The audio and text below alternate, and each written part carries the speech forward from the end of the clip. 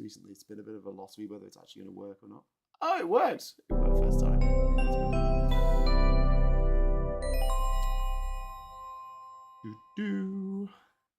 Hello and welcome to the Labour Social here on Labour Social. It is Friday the 1st of March 2024. Well done for making it this far. And tonight joining us, we have Phil Morehouse. Hello.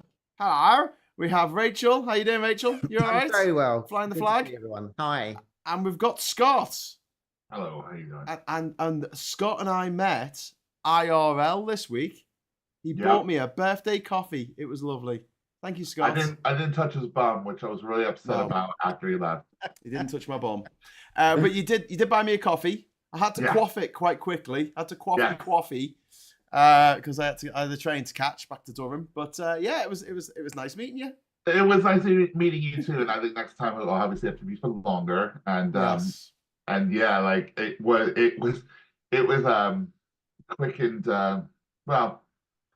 I'm trying to think of the term. I can't think of it right now, but yeah, it was lovely. It was delightful. It was illuminating. One of the things we did discuss over our quick coffee was having Labour Social meetups in person, which is something that I wanted to do when I started to launch the channel. We've only done one so far, and that was at the Labour Party conference, and it was really successful. It was really good. But I want to do one where it's less sort of people just sitting there listening to us talk, which they could do anyway on this channel. And more about sort of the socialising aspect of it. But would you be able to come up north, Scott, or are you stuck in London forever? Yeah, I think I could get on a train. Yeah. Yeah. Do you know what's weird about many times?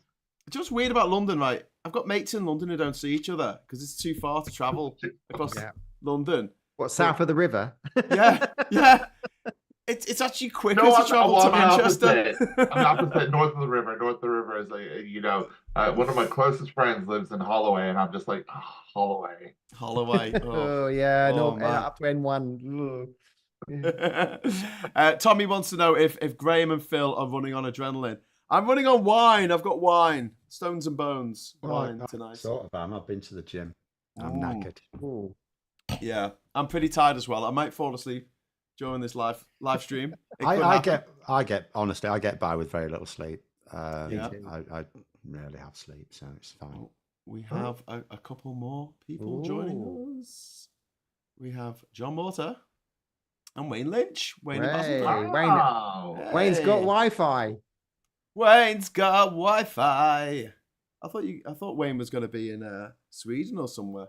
I thought he was fleeing the country. I can see Michael goes off his tits again already. Oh, really? Has he been suspended or is he just being investigated? Listen what he's saying on Twitter. This is regarding Rishi Sunak's bizarre speech earlier where he seems to be trying to trigger a civil war. We need to get into that. The Prime Minister is absolutely right. His words are inspirational, heartfelt, and sadly all too necessary. What? Hey? I know. It's the weekend, isn't it? He's, Well, yeah, once you've had a gram of coke, I suppose that it is, that will make sense, because it didn't make sense to anybody else. Yeah, we're talking about Coca-Cola there, though, aren't we? Yes. According to our Prime Minister, Rishi Sunak, he's a Coke addict. And the best Coke, do you know where it comes from? Mexico. Hey. Because the type of sugar they use, isn't it? You can't beat Mexican Coke. Anyway, Wayne, can you hear us? I can. Can you hear me? Yes. Doesn't find us amusing. God, No. what's going on with that face? By the way, Scott, what are you doing wearing my t-shirt? Yeah. I was just about to say the same thing. I decided to change it up, and you've gone citrus as well. I'm very upset. But then also, I like it a little bit as well, so it's cool. It's all right. At least you're not wearing a hat. No, I don't wear hats. I didn't get the memo about the yellow t-shirt. It's all right. What's wrong with hats? Nothing. I'm not comfortable in a hat. What's John doing? Is John just lurking? Do you think he's having problems, like technical problems? He's got this sort of pouty picture that he's put up.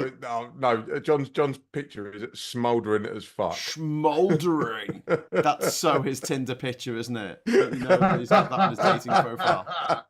Right, left, or right? So yeah, so Rishi Sunak raced back, and I when I saw this because Phil put it on one of our chats, he said he's facing back. And the first thought was like, bloody hell, he's going to say that King Charles got like a week to live or something. Like, this is going to be something really important. This is going to be something constitutional, something that's going to change history of Britain as we know it, or at least the currency and the stamps. But like, oh my God, it was just so he could say, there's extremists everywhere. So was this just to back up what Suella Braverman was saying? No, it's new thing.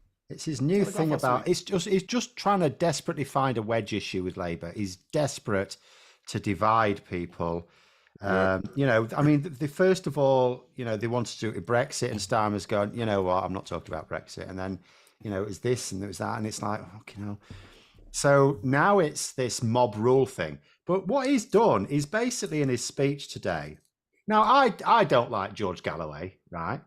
But at the same time, I determine my vote. That's it. I don't determine anyone else's vote. Even when I do videos on like tactical voting or something, I don't tell people to do that. I just say, if this is what you're minded to do, this is what's going on.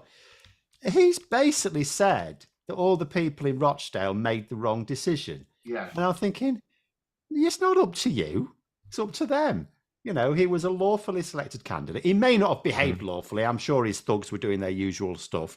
But he was lawfully entered into the contest. He was lawfully elected. It's entirely up to the people of Rochdale who they vote for. And the nerve of the Prime Minister basically saying, oh, yeah, all the people of Rochdale, they're very simple, you know, they all got it wrong. And it's a sign of our times, and I'm going to do something about it. Didn't say what he was going to do about it. No doubt ban more protests somehow. Martial law.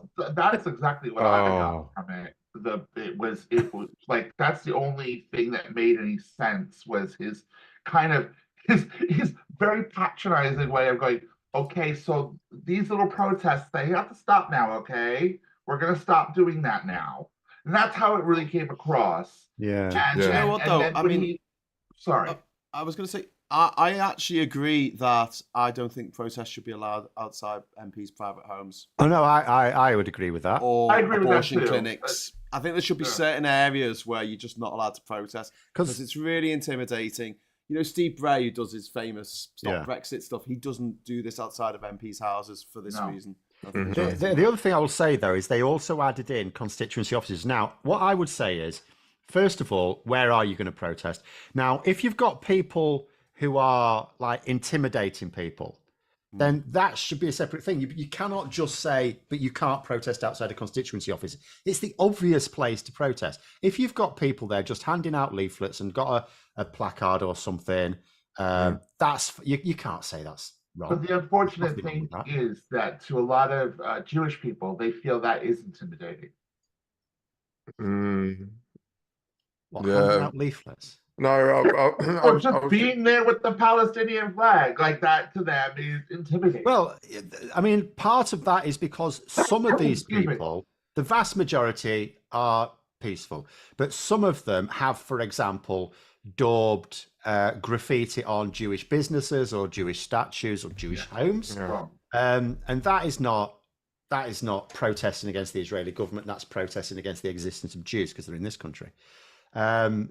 But you need to tackle that separately. You cannot blame the whole pro-Palestinian protest movement for the actions of what will be, yes, a noisy and organized, but nonetheless a minority of people. You know, arrest those people then. Why isn't that happening? You know, when they're being filmed, why isn't that happening? There must be some reason that's not happening. Just before we go on, I just want to say a big thank you to Lee Corn. Thank you, Lee Corn, for the super chat. Woo! It says, happy birthday, Graham, for Wednesday. Have a a 4-pack of little fake San Miguel on me. I will do that, Lee Corn. Thank you very much for the £5 super chat. Appreciate it. There's also messages, Jeannie Bottle and others saying happy birthday, which is nice. And Attila says, happy birthday, Graham. Hope you got your job. I'm not heard back. I was told I was going to hear back on Friday. I think it's Friday. I just want to talk to Phil. I don't just keep checking my phone every 5 seconds to see if they've sent me a message. Oh, bless your heart. I've been in that same situation. Anyway, Wayne, you were saying. I was just going to text you and say, let me fucking talk. Oh, is that what you're going to say? I just want to say, while I was giving a presentation at this job interview, Wayne thought it would be a good idea to give me a call. We're supposed to turn your phone off. What's wrong with you?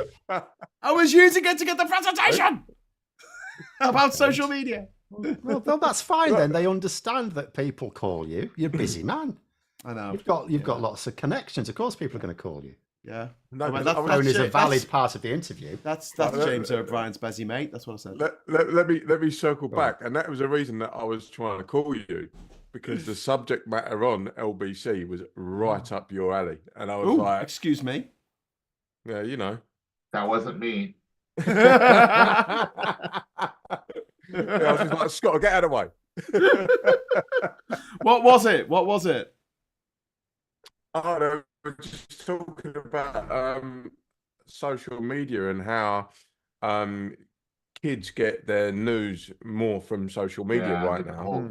And I was like, Graham's a very good person to speak to this, but I called in and I was on hold for half an hour and didn't get on, which is really annoying. But my whole point was accountability and honesty. So, for instance, if we are on here doing this show and one of us makes a claim, one of us else will Google it, fact check it, and if we get it wrong, we'll say, yeah, we got it wrong. But it's given the same gravitas as the headlines that are put out in mainstream media or legacy media, if you will.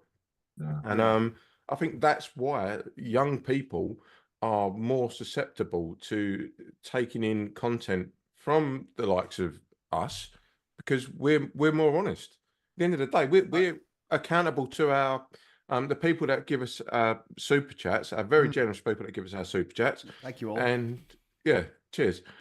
And we are quick to rebut our remarks if we get something wrong. To correct stuff. Well, because we don't want to lose the audience. And also, this is way more of a discussion with the people watching this than TV is. Yeah. You know, like, or even just, I mean, James O'Brien, it's great. People call in LBC, but it's just one person at a time. It's not like you've got literally 100 people putting messages up at the side of the page as we're talking. I mean, this is as interactive as it's kind of possible to get. I suppose we could do a Zoom thing where everyone's invited to the Zoom meeting, but it will get a bit unwieldy if everyone wanted to speak. Put your hand up to speak. But it's not like sorry. Go on, Mitchell. Well, I say it's not like question time if Fiona Bruce rugby tackling the Labour person to the floor when and saying, I remember, right, this Jeremy Corbyn government, what it was like in that fever dream I had on whether it was off my tits on ayahuasca. You know, that Jeremy Corbyn government. Answer for that, eh? Yeah, but even to your David Lammy's like your bit last week, Graham, when you was trying to get on GBBs, and they vetted you and said, nah, you're all right. No, he's actually smart. Let's not invite him on. Well, the thing is, I think Fiona Bruce has maybe been let into the Tory plan. So the Tory plan, I reckon, right, this is what's going to happen, is they're going to get the Hypnotoad to do Rishi Sunak's next press conference, and they're going to get the Hypnotoad to persuade everyone that what we actually have is a Labour government and people should vote Conservative to get rid of it. It's Michael Gove, the Hypnotoad. Maybe. If you lick Michael Gove's back, do you hallucinate? I would like to find out. I'm sure he's sweating out all sorts. I'm sure he will be sweating if ever there's random drugs tests introduced to the House of Parliament. Oh, can you imagine that? Can you imagine it? Yeah. Well, why not? I mean, this is something that we should have for anyone standing for office in this land. DBS check, level 90 or whatever the top level is, and drugs check. That is it. Weekly drugs testing to make sure you are not off your head on PCP. Someone like Michael Gove, it doesn't need to be every week. You'll just eventually catch him. Just random, as it is for athletes. What's wrong with that? Can I just say, Phil, after your first point about random drugs test, I inadvertently snorted. And I was like, He didn't snort a line though. You might have noticed. No, I'm not Robbie Farnell. Who said that? Just want to say, yet. I just want to say a quick happy birthday to Andy. It was his birthday last week, and Lucy, I turned 44 on the 19th, so a fellow Piscean. So happy birthday to you too. Best time of year. Fantastic. Young I think Albert Einstein was a Piscean, wasn't he? March 1879, I think. Someone look that up. Someone look up when Einstein was born. So you're all allegedly fish. Oh. No, well, I'm not. Well, no, because because all of the zodiac was written hundreds of years ago. Hang on, it was written hundreds of years ago, and the Earth has moved. The solar system's moved. This western spiral arm of this galaxy has moved a lot since then, and so whatever star sign it says that you are in the mirror, you're actually probably the one before. So the sun when I was born was in Aquarius. And also, oh no, Wayne, your signal's gone to shit. Wayne, your signal's gone to shit. Shit. Wayne, can you hear me? Sorry. I'm here. Your signal's gone to shit. Yes. What's happened to your internet? I thought you got good internet again. Are you on your phone? I've got all of the internets. You got all of the internets. It's all of getting it. all crackly. Yeah. Sorry, it's I'm hotspotting to my mobile, so. That'll be it then. Well, maybe could you turn down your resolution or something? Could you do that? Or make a difference? No. Why do you do that? I don't think. Can I bring John into the chat? He's been sitting there for 10 minutes and no one said anything. Hi, John. I said this earlier. He said nothing so far. What are you going to say for yourself? He's still on mute. No, I'm fine. I had a couple of mic problems. Sorry, that's why I was a little bit. Hopefully, you can hear me. Yes. We can I hear don't know why you I'm doing this. I don't know why I'm touching my ear. Hello. Can you hear me? Can you hear me? Can you hear me, mother? Can you hear me? You can hear me. That's fine. Good. I know it. Did you say mother? Yeah, can you hear me, mother? That was the thing, wasn't it, on the radio show? Anyway, just quickly, super chats have come in. Super chat, woo, from Yoni. Thank you very much, Yoni, for the €5. Always good to get some 5 Finnish euros in. That's only partially a joke. The Freedom Caucus in the States now calls Moscow Mitch a D-Ukraine representative. Wow. Puninator. He gave notice this week for his job. Yeah. 9 months notice. Yeah, he's going to all the way to November, funnily enough. Funny that. Yeah. To just block any kind of legislation going ahead. Exactly that. Great. I love it when the government, so the biggest economy in the world, doesn't function. Anyway, another super chats. Thank you very much to Puninator. £5 super chat. I think the Tory plan is, step 1, blame Labour. Step 2, cut taxes. Step 3, question mark. Step 4, profit. With a dash of infighting I think number 3 is culture war. Yeah, I think the question marks are culture wars. Nice little South Park reference there. We like that. Bizarre because people point it's now 1 week. It's a 1 week, whatever you call an anniversary when it's a week, since Lee Anderson shit the bed. We can't really call that it's a week. But that's 1 week since Lee Anderson shit the bed. And Rishi Sunak is still adopting Lee Anderson's strategy because last year he said, we'll probably fight it on like culture wars and trans issues. Which is what he's doing. Like, I mean, you know, you're in the shit when you're actually using a Lee Anderson strategy. Yeah. Well, you know, we are great trans people are we did bring down the civil service. Liz Truss said so. You monsters. Yes. No. We've done our bit. Your turn. But to say, for the people who have been charged of the country for the last 14 years, to say the country is now run by extremists. Oh. But they're right. They just don't see that they are the extremists. Yeah. They are them. The thing is, though, it's like, you know, they're supposed to be the party of law and order, and yet they're saying the country where there is no law and order in the country. It's like, well, whose fault is that then? Right. Yeah. Like that guy who said about the no-go areas. It's like, well, the Conservatives have been in power for 1,000 years now, so you tell us what did you do wrong, you know? Yeah. If it's a no-go area, what do you think we did wrong? No, but I'm actually doing this. I'm going to go to Tower Hamlets, and I'm going to walk the streets of Tower Hamlets. Don't do it. No, and I'm going to go. No, it's a no-go area. You don't go. No, but I'm going to go like where are the no-go areas? Just go during the day. No, I'll go during the night. I don't give a monkeys. I'm joking around. Tower Hamlets is fine. I'll just be walking down the street and just be going, apparently this is a no-go area. But I'm all right. The thing is, whenever they get challenged, they do though. Every time they get challenged, like that fella had to apologise, didn't he? Yeah. Because he was like challenged on it. It's like, oh no, I was only making it up. But they keep doing it. Yeah. Yeah. Well, this is because once it's out there, isn't it? You can apologize for it later, but you already done said it. Doesn't really matter. All the places that have been cited as no-go areas, I'm like, I've worked there. Morning. How you doing? Hello. Just wake up. Hello. We have a wild Ollie has appeared. Sorry, that was me. Everyone, chuck your Pokeballs right now. Get your balls out. Have I missed shitting on George Galloway? No. We ain't got there yet. Actually, Ollie, perfect timing. Because we got a £5 super chat just came in from some guy named A. Thompson. Who is that? I don't know. He seems like some guy who's obsessed with your dad's balls for some reason. I don't know. But he's asked, can I please have a limerick about George Galloway? Please include dancing. Tell me. So I've got ChatGPT to make me a limerick about. I've just George Galloway. done one.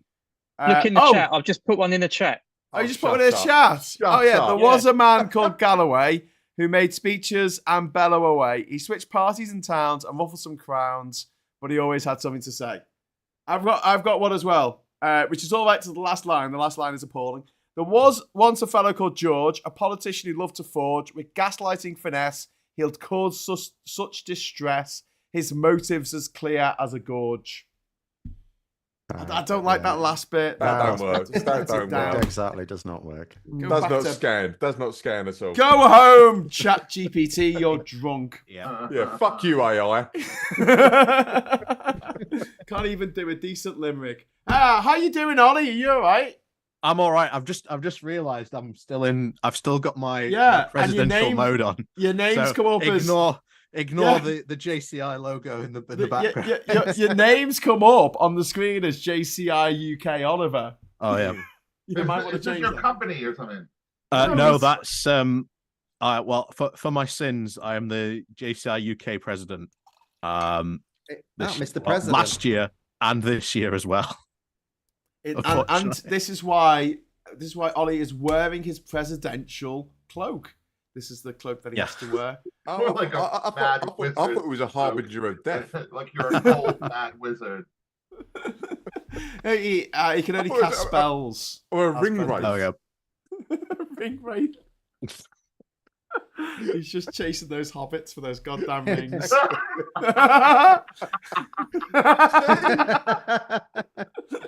Get the man a sword and a cup of tea. I've got a sword behind me. Oh, fantastic. All descending into... Better than Penny's sword. Anyway, back to Galloway. Should we talk about Galloway for a minute? Because this was hilarious. So today he said that he was the worst nightmare for Starmer. But it's like, does he really think? Is he that stupid that he thinks that Labour's going to knock back any of its candidates in the next election? That's what he thinks of his own supporters. He thinks they're stupid. Galloway only serves one person, and it's George Galloway. Yeah. That has been made crystal clear throughout his entire recent history. This is a man who does not care a single bit about his constituents. He did not care a damn about the people of Bradford when he was representing them. There is a very, very good reason why he earned the nickname the MP for Central Baghdad, because he cared more about potholes in Iraq than he did about the potholes in Bradford. He did not deliver. He has a trail of broken promises. He has had people on his show that have, well, excused and denied war crimes that have happened in Syria. He has had people on his show that have denied the war crimes in Ukraine. He apparently, again, I haven't seen it, but apparently I've been told he has changed his mind on Assad. I don't know how true that is, but it's something that someone should bring up to him about his support for Assad that he had for so long, about how he was on all these like really pro-Russia talk shows, why he was, going on Russia Today. Yep. And yet, unfortunately, he is now an MP for Rochdale. He had a show on Russia Today, didn't he?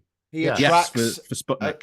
He attracts enemy radar. He nudges you while you're aiming. He always demands to be seated at the captain's table, and he mucks about. I guarantee he's going to put on his phone when he walks into the chamber for the first time the Imperial March, just to be a dick. He'd probably like that though. Yeah, he can sit next to Andrew Bridgen. Yeah. Oh God, we need to talk about that in a moment. Let's pick that up again.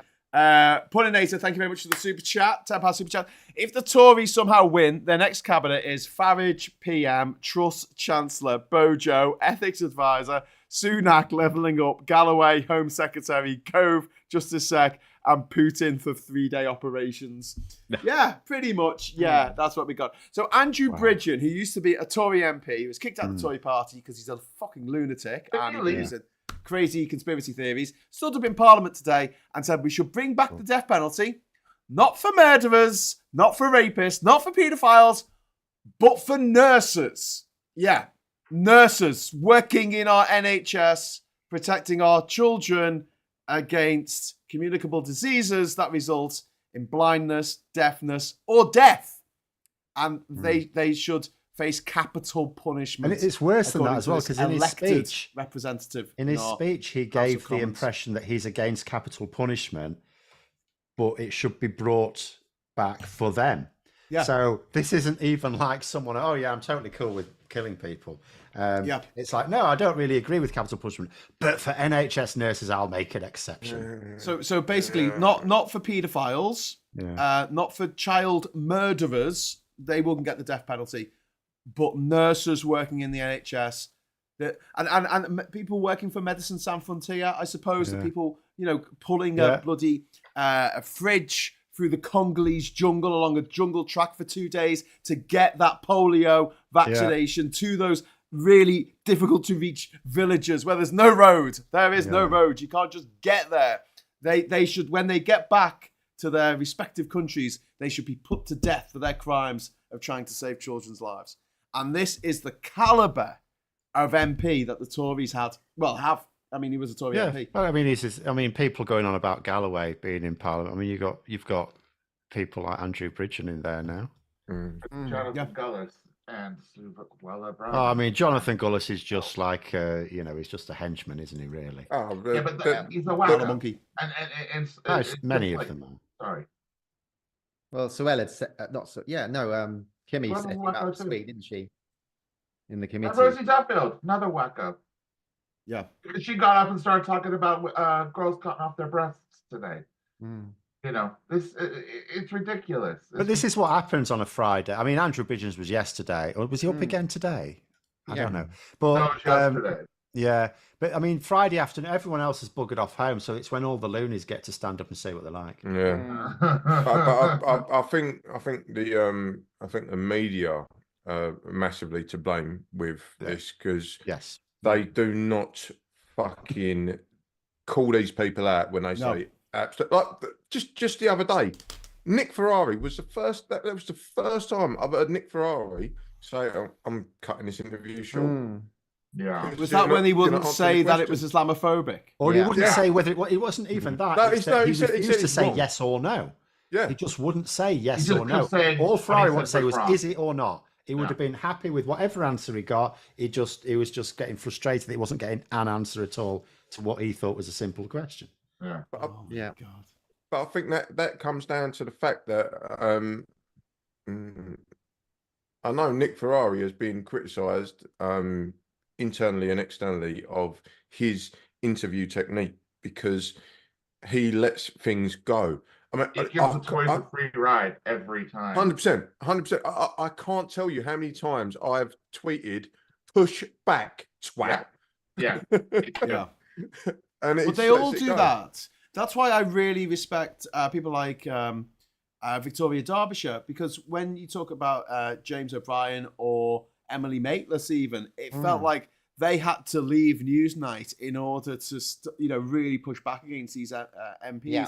Whereas they had to. Whereas Victoria Derbyshire is on Newsnight and she pushes back. When she took over, when that terrible kook, what's her name, Kunzberg woman went off on a holiday.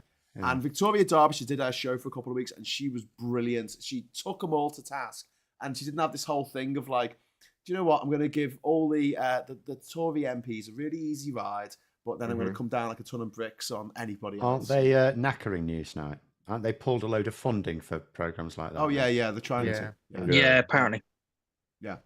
Yeah, but I think there should be like an organisation like the BBC where any sort of like political leader has to go on and be accountable for everything that they say, every policy that they say, and then the interviewer is not bridled by any financial stuff. It's just, I'm asking you the questions. Yeah, you don't even need them on. All you need, it's entirely, it's like you say, it's the media side of this. It's entirely down to the journalists. They can have a program and they can invite the Prime Minister on, they can invite a senior minister on, and they can say to them, you can come on if you want. If you don't want to come on, that is not a problem. We will invite one of your political opponents on and we're going to talk about what you've been saying anyway. So you can come along and have your say or not. We don't care. We're going to talk about it anyway. That's the attitude I would take. And if the media even largely had that attitude, then they would be completely bound. Yeah. Just quickly, sorry before you cut in there, Wayne, I'll come back to you.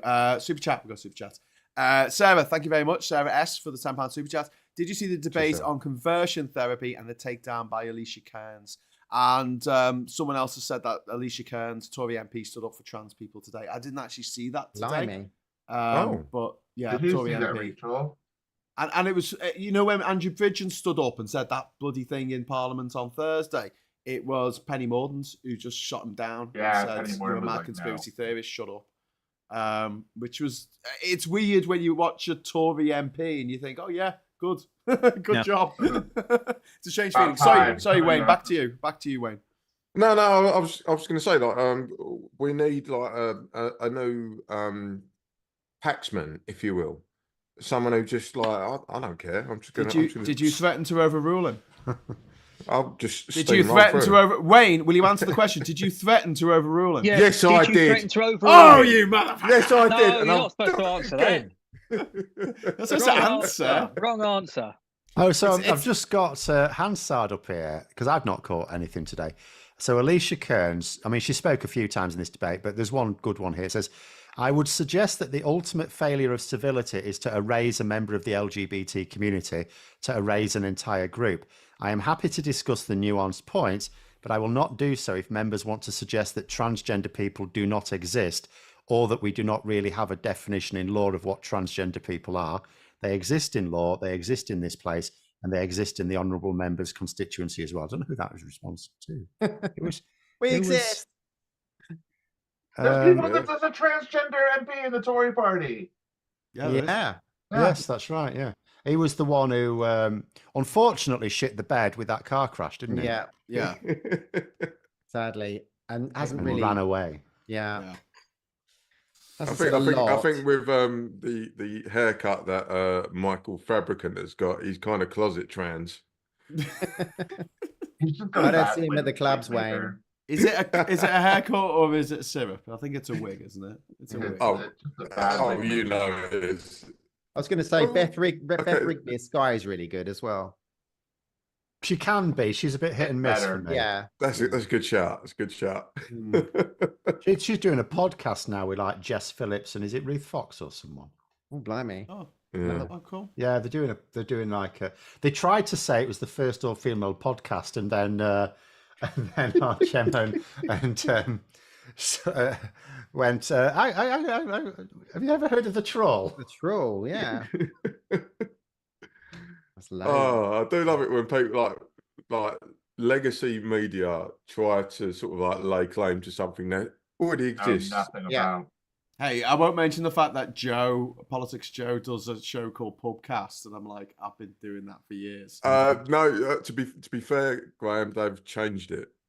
Have they stopped doing it? Because it wasn't in a pub. It really annoyed me. No. I actually went to a pub, and they're just sitting in a darkened room with a beer. Yeah, that's because doing it in pubs inefficient. But what did they used to call it? Pubcast. You know what? I did a pubcast back in 2006. Oh. Well, I did a podcast back in 1972. Hang on a minute. 2006. Me and Spyro Agnew. Scott, I call bullshit because I don't think the internet existed in 2006. Yeah. No, it was about 2006, 2007. Oh, when podcasting first came out. I had a podcast, but that's all I'm going to say on it because I said a lot of things on it that were not good. Okay. I'm going to research. You can do that. Delete the internet quickly. Do you want to know the name of the podcast? Unquiet Spirit in the chat has just said, Fabricant has Wurzel Gummidge's hair and Oliver Dowden has his face. Definitely. Oh my god! Oh, once you see it, you can't unsee it. You know, this is really going to show my age. Who's Wurzel Gummidge? Shut up! Whoa! Oh dear! Kids these days. Ooh. I'm an OG millennial, right? I'm an 81 baby. And I know the fuck who Wurzel Gummidge is, right? Yeah, so there's the Scarecrow and who was the but Ollie's Aunt Sally. Ollie's only like 18. Stubbs. I was born in 89. I didn't know that. 89? No, I remember. Oh, he's just a big God. baby. He's a baby. Right. I'm feeling old now. Thanks. All I want to do now is get you in a headlock and just pat you on the head. Sarah's just asking in the chat, Graham, if you get the job, what will happen to Labour Social? This particular job, there'll be more Labour Social. Don't worry about it. So yeah, if I get it, there'll be more Labour Social. If I don't get it, there'll be more Labour Social. There'll be Labour Social. Don't worry. It's all connected, right? But I probably haven't got it. I don't think they would have got in touch with me by now. Did we see Don't say that. You never know. They might call on Monday. Oh. Yeah. Did we see that Kemi Badenoch's probably going to be in a world of trouble very soon with the select committee? Yes. No, tell me more. She's so. I hope so. She's incredibly naive. I mean, she just shoots her mouth off all the time. Idiot. She has no. I mean, she just plucked from nowhere by Michael Gove for again. He was off his tits again that day, I'm sure. And she's too arrogant to learn. She's too arrogant to learn. She's like so many of these people, like Rishi Sunak. So because they went from not knowing anything about politics to suddenly becoming an MP, and then they don't think they've got anything to learn. Yeah. No, nothing. I've got experience of Kemi Badenoch. I was actually on a I was actually on a meeting. I used to do some work with Essex County Council consultancy, digital, and she was on a meeting with the local MPs. So it was her, Vicky Ford Chelmsford, and Priti Patel.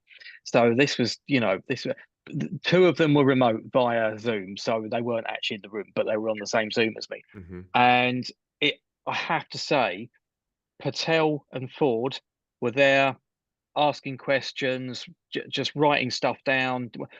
Kemi Badenoch had someone with her, and literally everything that she got thrown at to Badenoch, she just went to her person. Right, can you make a note of that? Thanks. Yeah, cheers. Didn't say anything back, literally just asked this person to make notes. She had nothing to say. She was so vapid and empty, which is why I'm sort of hoping she might be the next Tory leader, because Christ, honestly, we'll eat her. What are the actual choices? The choices that keep getting bandied about are Kemi Badenoch. Penny Mordaunt's probably not going to win a seat, is she? James No, she's going to lose hers.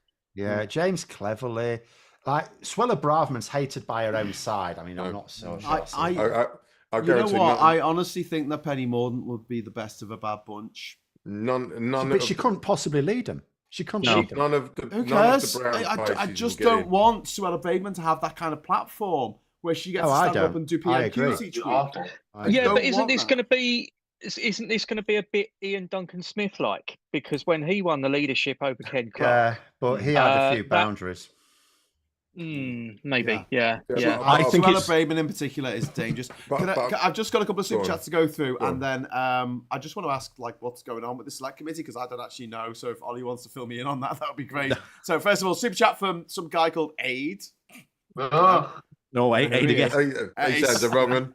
He says, "What song is on each of your Spotify's right now? You sensual tinkers." Spotify. Tell him to shut up. So we've got what's Spotify? Shut up. What's on your Spotify, Phil?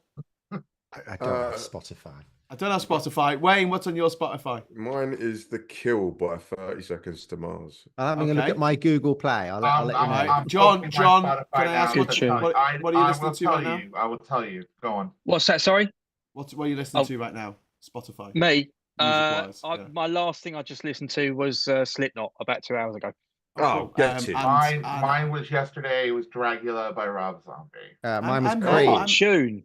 Great tune. I met Corey from Slipknot when back in 2000. Did you? Back in the two gingers together. Festival. Oh, very sweet. Rachel, he looked like someone who should be playing Dungeons and Dragons. He didn't look like particularly. Rachel, did you say Creep? Creep. Radiohead. That's the last thing I just played. Ollie, anything on your set list at the moment? I've actually been listening to the Has Been Hotel playlist. I don't even know what that is. That's the new show on Amazon. It's very, very good. Honestly, it has an absolute just banger after banger song again and again. Cool. So good. It has no right to be that good, but it is just so good. The last new track that came out that I was just like, oh my god, I love this, was Laugh Track by The National and Phoebe Bridgers. But I've been listening to Suede's second album, Dogman Star, quite a lot, which is a bit of one of my Desert Island discs. Good album. But they've got a 2 hour, 46-minute version on Amazon Music at the moment, which is like the deluxe version with all the demos on, all the the outtakes and everything, all the extended versions. And it's just such a snapshot, an audio snapshot of the early 90s. Like, it's 30 years old this year. Jeez. And a lot of the feelings that I had there, listening to it back in 94, I feel that now. And I still remember where I was when I first heard Wild Ones by Suede. Too. I remember seeing it on top Alternative of the Nation, MTV. It was a Tuesday night. Just been to me auntie's. And Toby Amos, was it? Toby Amos? He used to present Alternative Nation. Toby Anstis. Toby Anstis. Yes. Yeah. To branch onto your little tangent that you've gone on. Do you remember Love Is the Law by the Seahorses? Brilliant. The original album version. Strap on Sally chases down the alley. Is that one? Yeah. Which the album version went on for like 9 minutes. It had a massive epic solo at the end. It was awesome. I'll tell you what else I've been listening to, Graham. You have as well. I've been listening to Top of the AI Pops. Oh yes, it's very good. John's go been onto the making YouTube. some It's AI not just cheats. me. There's about 4 of us that do it. Yeah.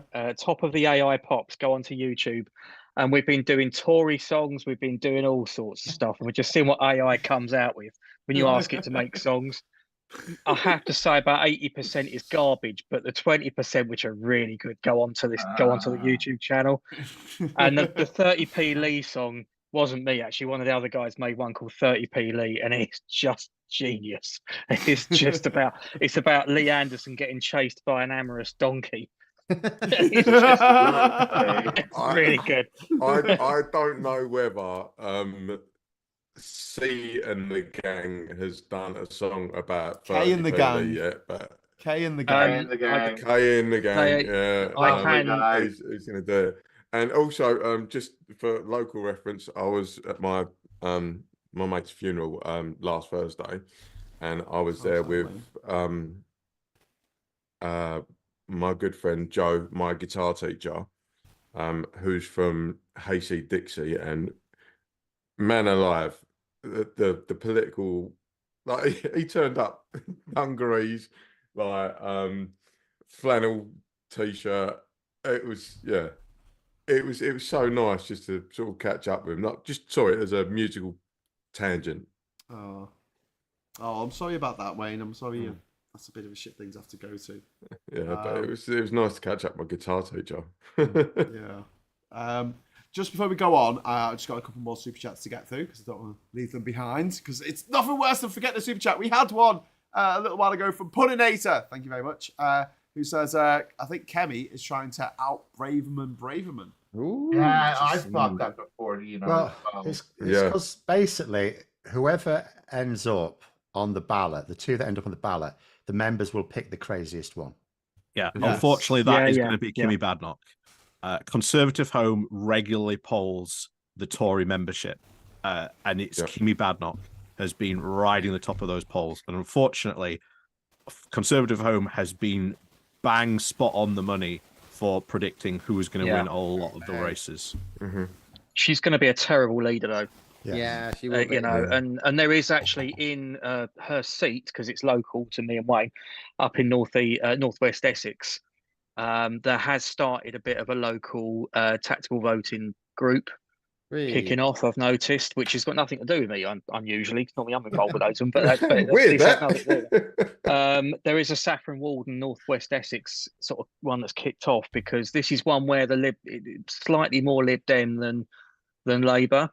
So you never know. You know, if that works, she might not even have a chance to. But we'll see. But I think she'll be more in the trust category. I think she'll be terrible, which is kind of why I want her to be leader, to be honest with you, because I've had experience of Badenoch, and she really is not. No, she really hasn't got it well up there. But she doesn't perform well under pressure. There's just been times. Bad Enoch. The one that sticks in my mind, like, you know, you have like Boris Johnson, Rishi Sunak, are really petulant. If you press their buttons, they get really upset with you. And when the speakers had a pop at them, they'll just go, "Oh, very sorry about that," and then they'll carry on doing it anyway. Kemi Badenoch once had an argument with the speaker. That's how arrogant and stupid she is. She actually decided, instead of just going, "Oh, sorry about that," and just carrying on anyway because he does nothing. He had an argument with him. Yeah. Unbelievable. Talking about bad Enochs, Johnny Copperhead, another super chat. Thank you very much, Johnny. Johnny's so very generous. Thank you. It's very nice. Cheers, Johnny. So many Tories have the bad Enoch problem. They are just so overconfident and don't realise how shit they are. Right, can we quickly have this conversation? So, Rishi Sunak thinks that there is no racism in the UK. There's no discriminatory behaviour that goes on. And to prove it, he is the Prime Minister, and James Cleverly is the Foreign Secretary, and Kemi Badenoch is there, and you've got Joanna Braverman was the Home Secretary for a while.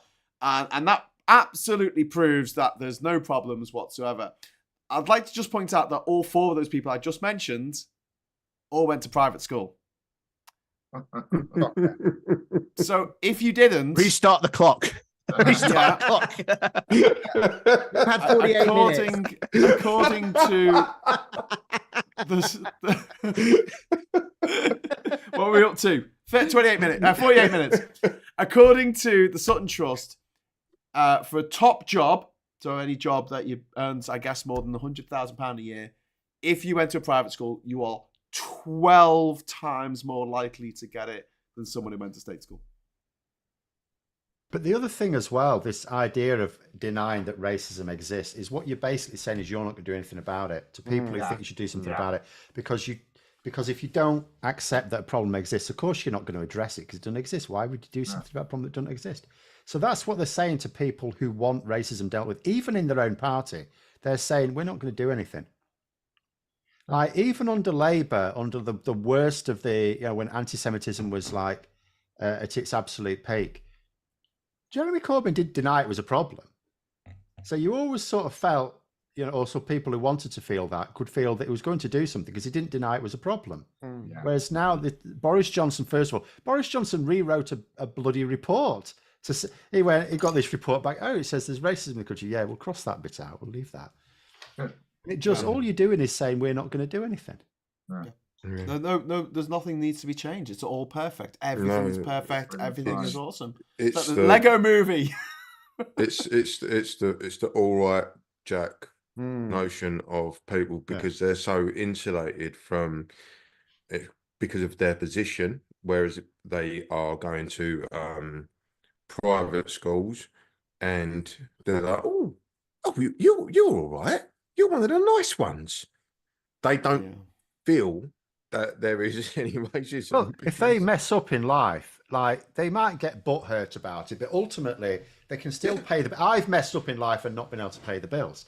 They've never had that, and they don't understand that concept of if you know, most of us are in a situation where you can't be risk averse because then you never get anywhere in life. You have to take risks. We've all taken risks to get anywhere. But at the same time, you also have to be very careful that you are making the right decision, because if you cock it up big time, you are going to suffer. And they don't have that. So they can be incredibly confident. They can take all the risks they like, because ultimately it doesn't affect their standard of living if they fail. Rishi Sunak's arguably one of the worst of them in terms of his former career, because he was basically gambling with other people's money.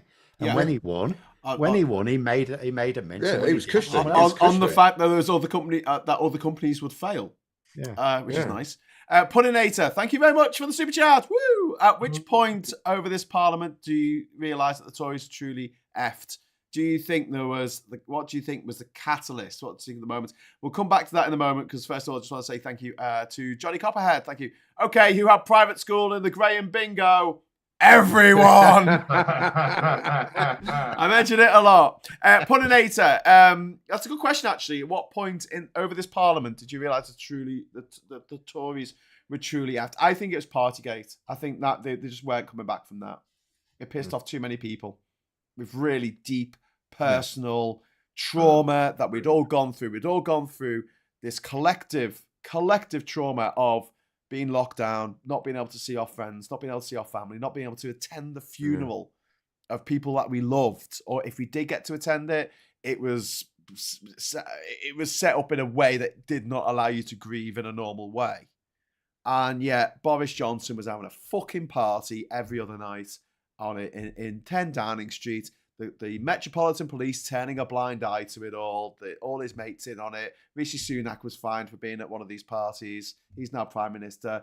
They all just laughed and got away with it. And I think that was a point for me that I thought, because we were talking about this the other day, weren't we, Phil? We said in 2019, the Tories thought they were going to be in for 10 years. They thought the Labour parties would take a long time to get back on their feet. But as it happened, does anyone want to raise me on that? I mean, what I would say is, I think Partygate and the sequence of events that came from it, including Liz Truss, have clearly done extra damage, and I don't think Labour would be in as strong a position now as before. But I think they ultimately cocked it up by winning the election itself, because they talked about having this new coalition, but it was an antagonistic coalition. You had the traditional Tory voters who wanted the low taxes. They didn't need lots of investment because their area is already well served. And the last thing they wanted was levelling up to allow the troglodytes in the north to catch up to their standard of living. And whereas these red wall Tories, they needed that. They didn't care about the taxes. What they needed was the investment. They needed the levelling up if they had any hope of winning their seats. So regardless of Partygate or anything else, even if Boris Johnson was still leading the party now, he would be finding this situation where this insoluble situation where you've got a lot of MPs, Tory MPs, who are not going to sit back and calmly just watch their seats disappear. So they would have been demanding that he do something. And then more, Tories in more traditional areas would be going, yeah, but you're not going to do that, because then that hurts our electoral chances. So I think just that coalition that they formed in 2019 was always going to bite them on the ass. I always described it as a spinning plates act. That's what it was. And Boris was able to do that. I think he was smart enough to be able to do that, but he could only do it for so long. But the levelling up thing, there was a story this a couple of months ago now. Durham Council are asking the government for £1.2 million back that they spent on 5 failed bids for levelling up cash. So they had to spend cash to get cash, and they got nothing. And that was 1.2 million that the council here in Durham could have spent on us in Durham, but didn't, spend it on trying to bid for this peanuts that they're giving away. And there was a Brexity MP was whinging about the fact that it It was Alexatir, actually. It was in Bootle. I think it was the Bootle MP complaining that he wasn't getting his 19 million that he thought he was going to get from the for his area from the Levelling Up Fund. Walton, sorry, I think it was Walton MP, not the Bootle MP. And I was sitting there thinking, mate, we got 1.9 billion from the Objective 1 funding from the EU, but you were like, no, we need to leave this now. Everywhere. All the capitalists are right. Yeah. If you look at every single area and how much it used to get from the EU, from the development fund or for whatever, it's always like peanuts now that the government are providing. Look at But it's not just that, it's councils being forced to compete for each other for money that they desperately need. It's like, well, if they need the money, why not just give it to them? It's also poor management as well with councils. I mean, I've got very good, literally incredibly good experience in like literally the last month with Essex Council, which I've got to be careful what I say because there's litigation going on. But they have, to quote Boris, they have spaffed about £1 million on stuff that they just shouldn't have spent it on. They just shouldn't have spent it on. Is this better than the Marble Arch Hill? In a way, yes, it is. No, seriously. What you mean that thing of scaffolding? Let's build a big dirt pile. How much did that cost? That was about 6 million or something. It was something stupid. It was a lot of money. It is. There's a lot of councils that are just spending. Suffolk have just done it as well. Again, I've got to be careful what I say because there is litigation-y bits happening, but it's eye-watering what I've heard and what I know about some of the local East Anglia councils. So there is that element, but you're right. It's just been cut to the bone. But councillors should be paid, and they should have to go through DBS checks and criminal record checks, exactly. and drugs testing, and they should be fucking paid. The idea that they get $5.5 grand for expenses a year, it's like, is that going to be attracting the right people? Just I think. Can I just say about what I with the original question? I was going to say what kind of Phil said actually was that the fact they won the election was the point actually, because they had what I'd call an impossible coalition, the Tories, and everything kind of reversed into it very nicely for them, didn't it? And to me, it's very similar to '92. The fact that Major won in '92. They were gone by the September when they had Black Wednesday. As soon as they had Black Wednesday, that was like months after winning the election. You knew they were done. Labour had a lead for 4 years, leading up to '97. Yeah, you just knew. And there's so many parallels at the moment. I think it's quite uncanny for us old ones. Sorry, weren't born in the '80s. My daughter is calling me. I'll call you back. Okay. All right. Cheers, so Wayne. In 2019, let all those. Right. Wayne, turn your mic off. We knew that Turn your mic off. Sorry, I might have to mute. I'll try not to ban him off the Zoom like I did to Scott the other week. Sorry, Rachel, go on. No, it's all right. I mean, you sort of, like I hate the Tories. I mean, you sort of you got used to the Cameron and you got used to the Theresa May, and you kind of, I don't like any of your policies, but you kind of knew that was the Tories. And then when the 2019 lot came in with the Red Wall lot, the Miriam Cates, the Galluses and all that, you thought, hello, this is a different, what's going on? And then, the trans people were yelling out, Liz Truss is a nutter before everybody noticed, because she was Equalities Minister before Kemi Badenoch. She got rid of the LGBT survey. She rolled back self-ID. She slowed down conversion therapy. She was meeting with anti-trans groups, and everybody we're going, nutter alert. And before everybody else noticed that she was going to go on to be who she was, we knew that the LGBT community kind of started to know there was something very rotten in, as I always say, something smelly in Denmark. We knew that within a year of sort of around 2020 before the lockdowns that something was very bad. And it went on to, to poison the whole thing. But that's when I started to know. I mean, Partygate, it's all the things you said, Partygate and, trying to get change the parliamentary rules to get his mate off. That was the fact that they won an election after illegally proroguing Parliament. Blew my mind. And at the time as well. I mean, we keep saying, people say, oh, they may end up panicking going for January. It's like they know that it'd be mad to go in winter. It's like, yes, they did last time, but everything was in their favour. They were literally, I mean, I keep saying in the NHS, and it was being reported in the Mirror at least. It wasn't just people on trolleys in corridors. They were on the floor because they'd run out of trolleys. Yeah, my mum was on a trolley. How on earth does a government who's been in power for over 9 years win a large majority in a state like that? And that's before COVID. Yeah, 2019, my mum died in a hospital. She was on a trolley for 2 days in a hot corridor. Jesus, with sepsis. And that was, and it looked like I'm the twin. So sorry, honestly, Rachel. That's awful. It was like the Twin Towers had gone down. It was February 19, and all the old people were on trolleys in the corridor. All the young people weren't, because the old people wouldn't complain. And this is before COVID. It was before COVID. It was February 19. Fucking Tories. Bloody hell. Yeah, I hold them to account. They killed her because she didn't see a doctor for 8 hours and she had sepsis. Yeah. I wonder how many people have been killed, Well, who voted Tories, and Tories came there was fucking killed them. Sorry. I was just going to say that there have people who've had sort of rough guesses at it, because you can sort of work out age distributions of people who have likely been killed due to austerity and things like this, and so you can. There was an Ian Duncan Smithometer that I think the website went, but they made and this is non-COVID, so this is with excluding COVID. It was the cost of the Tories, and Ian Duncan Smith was the prime name at the top, and he had thousands. Wow. He had blood all over his hands. Is that because of universal credit? Yeah, you're fit to work. They die next week. Jesus Christ, scumbags. Or that fella who, this is, the ones who make it to the media, like often the worst case scenarios, but the fella who had to discharge himself from hospital because he was going to have his benefits cut off, and he died as a result of that because he needed to be in hospital. And the Tories don't care. There was a good point that Zig Al made. A bunch of people cushioned from consequences.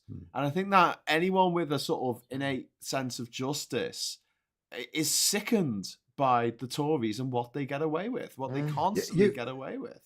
I don't understand why ministers are not held to at least the same standards as executives who could face corporate manslaughter charges. If you know, and that if there is evidence that you are told that a particular policy is going to kill people, then why should that be allowed? Yeah. If you were in charge of a business and you were told, if you do this, it will kill people, and you did it anyway, corporate manslaughter. Andy, thank you very much. Andy Thompson in the chat there. Sorry for taking a while to get to you. Thank you very much for the super chat. PM says there's no racism, so their core voters can't be racist, no matter what shite they say or think. Gaslighting and green lighting, I hate them. Yeah, I agree with that. I hate them forever. Well, there was that report that said that Britain isn't a racist country, wasn't there? That changed all the. Yeah. There's no racism. It's all right. Everything's all right. This is Kemi Badenoch, who went to probably one of the most expensive schools in Nigeria. Yeah. All I can say is they should go for a walk in Rotherham.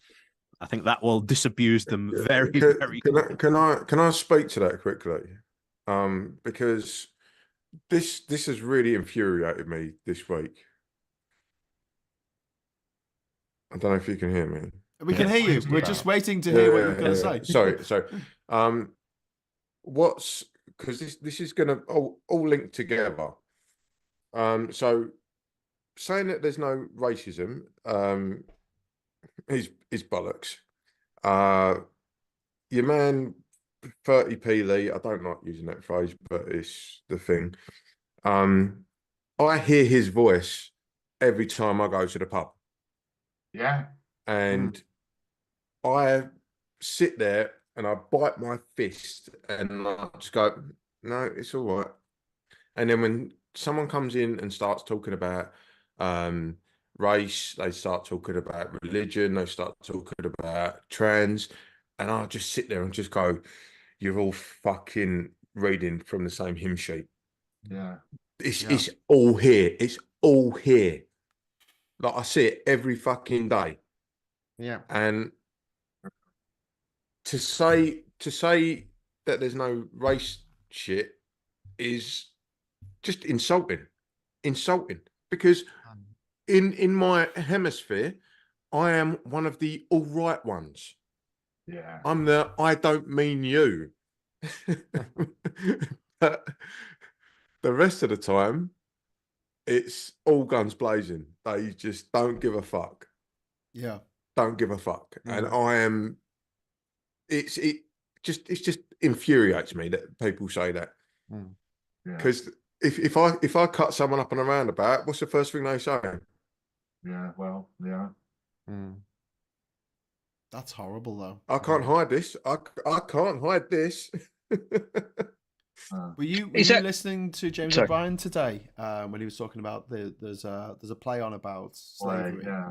And they're having I didn't say that. I didn't say that. They're having a couple. This is running for 100 shows, and a couple of them are going to be black only audiences, for the reason that if you want to, for reasons of collective trauma and for not wanting white people in the audience to be sort of pitying the black people in the audience, which I completely get why they would want this, and yet all these racists were texted in. None of them were calling. None of them had. Of course, they never call. They never call. They texted in saying, "Oh, it's disgraceful! It's disgraceful! It's disgraceful!" And I'm like, do you know what? Even if there was no good reason for this, I'd be like, all right, fair enough. Do you know what? Because there is a very good reason for doing this in this particular play. Yeah. But even if there wasn't, I'd be like, you know what? We've got 400 years of crimes to sort of atone for. I don't give a shit. And none of those people who are complaining would actually go and see a show about a play about slavery anyway.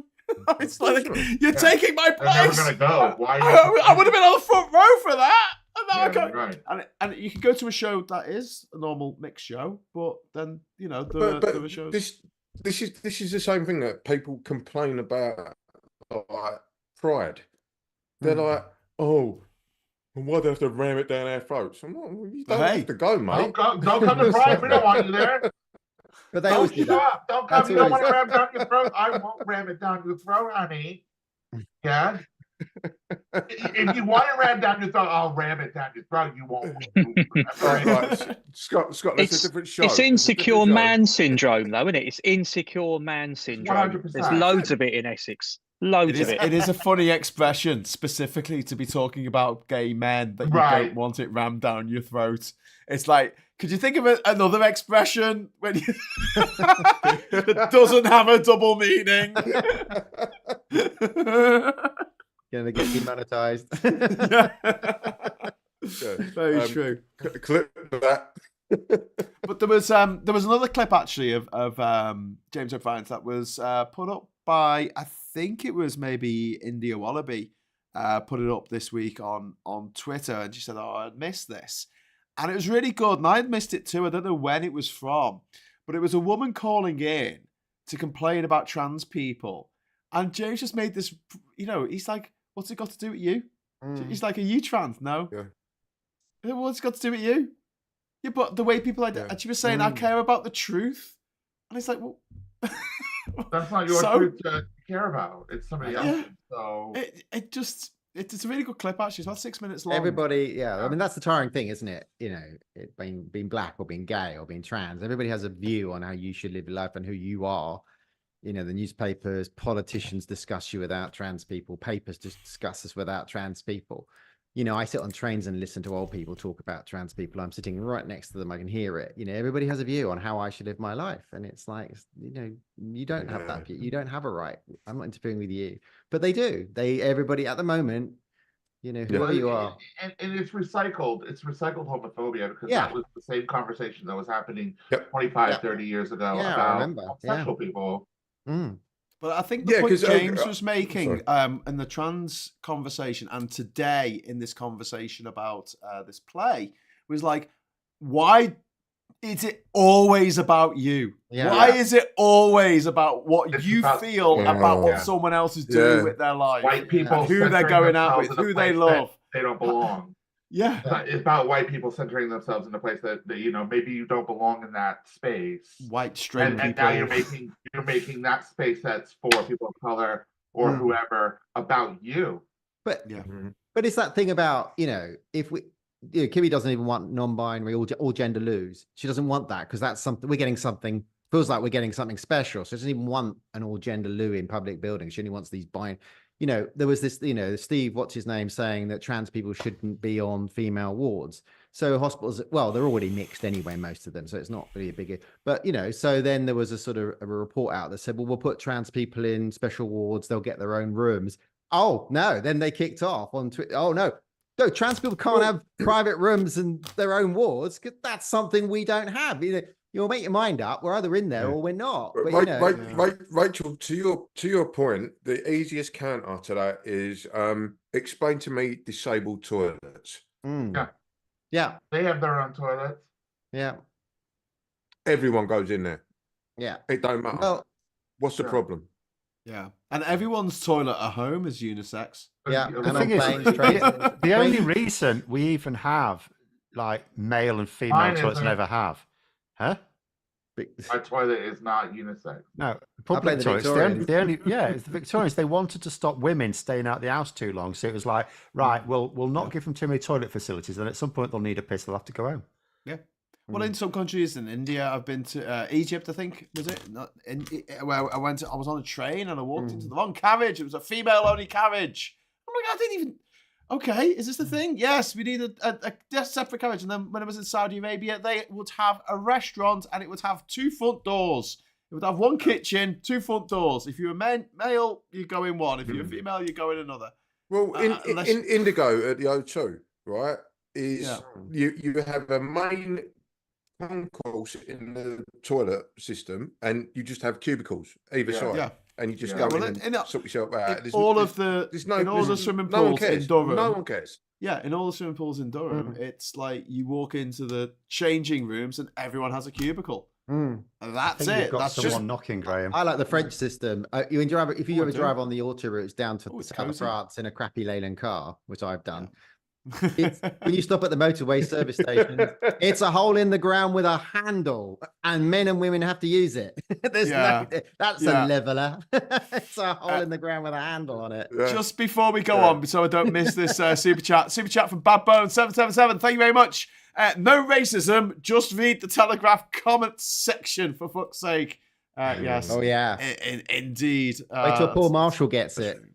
Yeah. Oh, don't mention Paul Marshall. We'll get another bingo going here. Yes, you were. I was about to go back to that.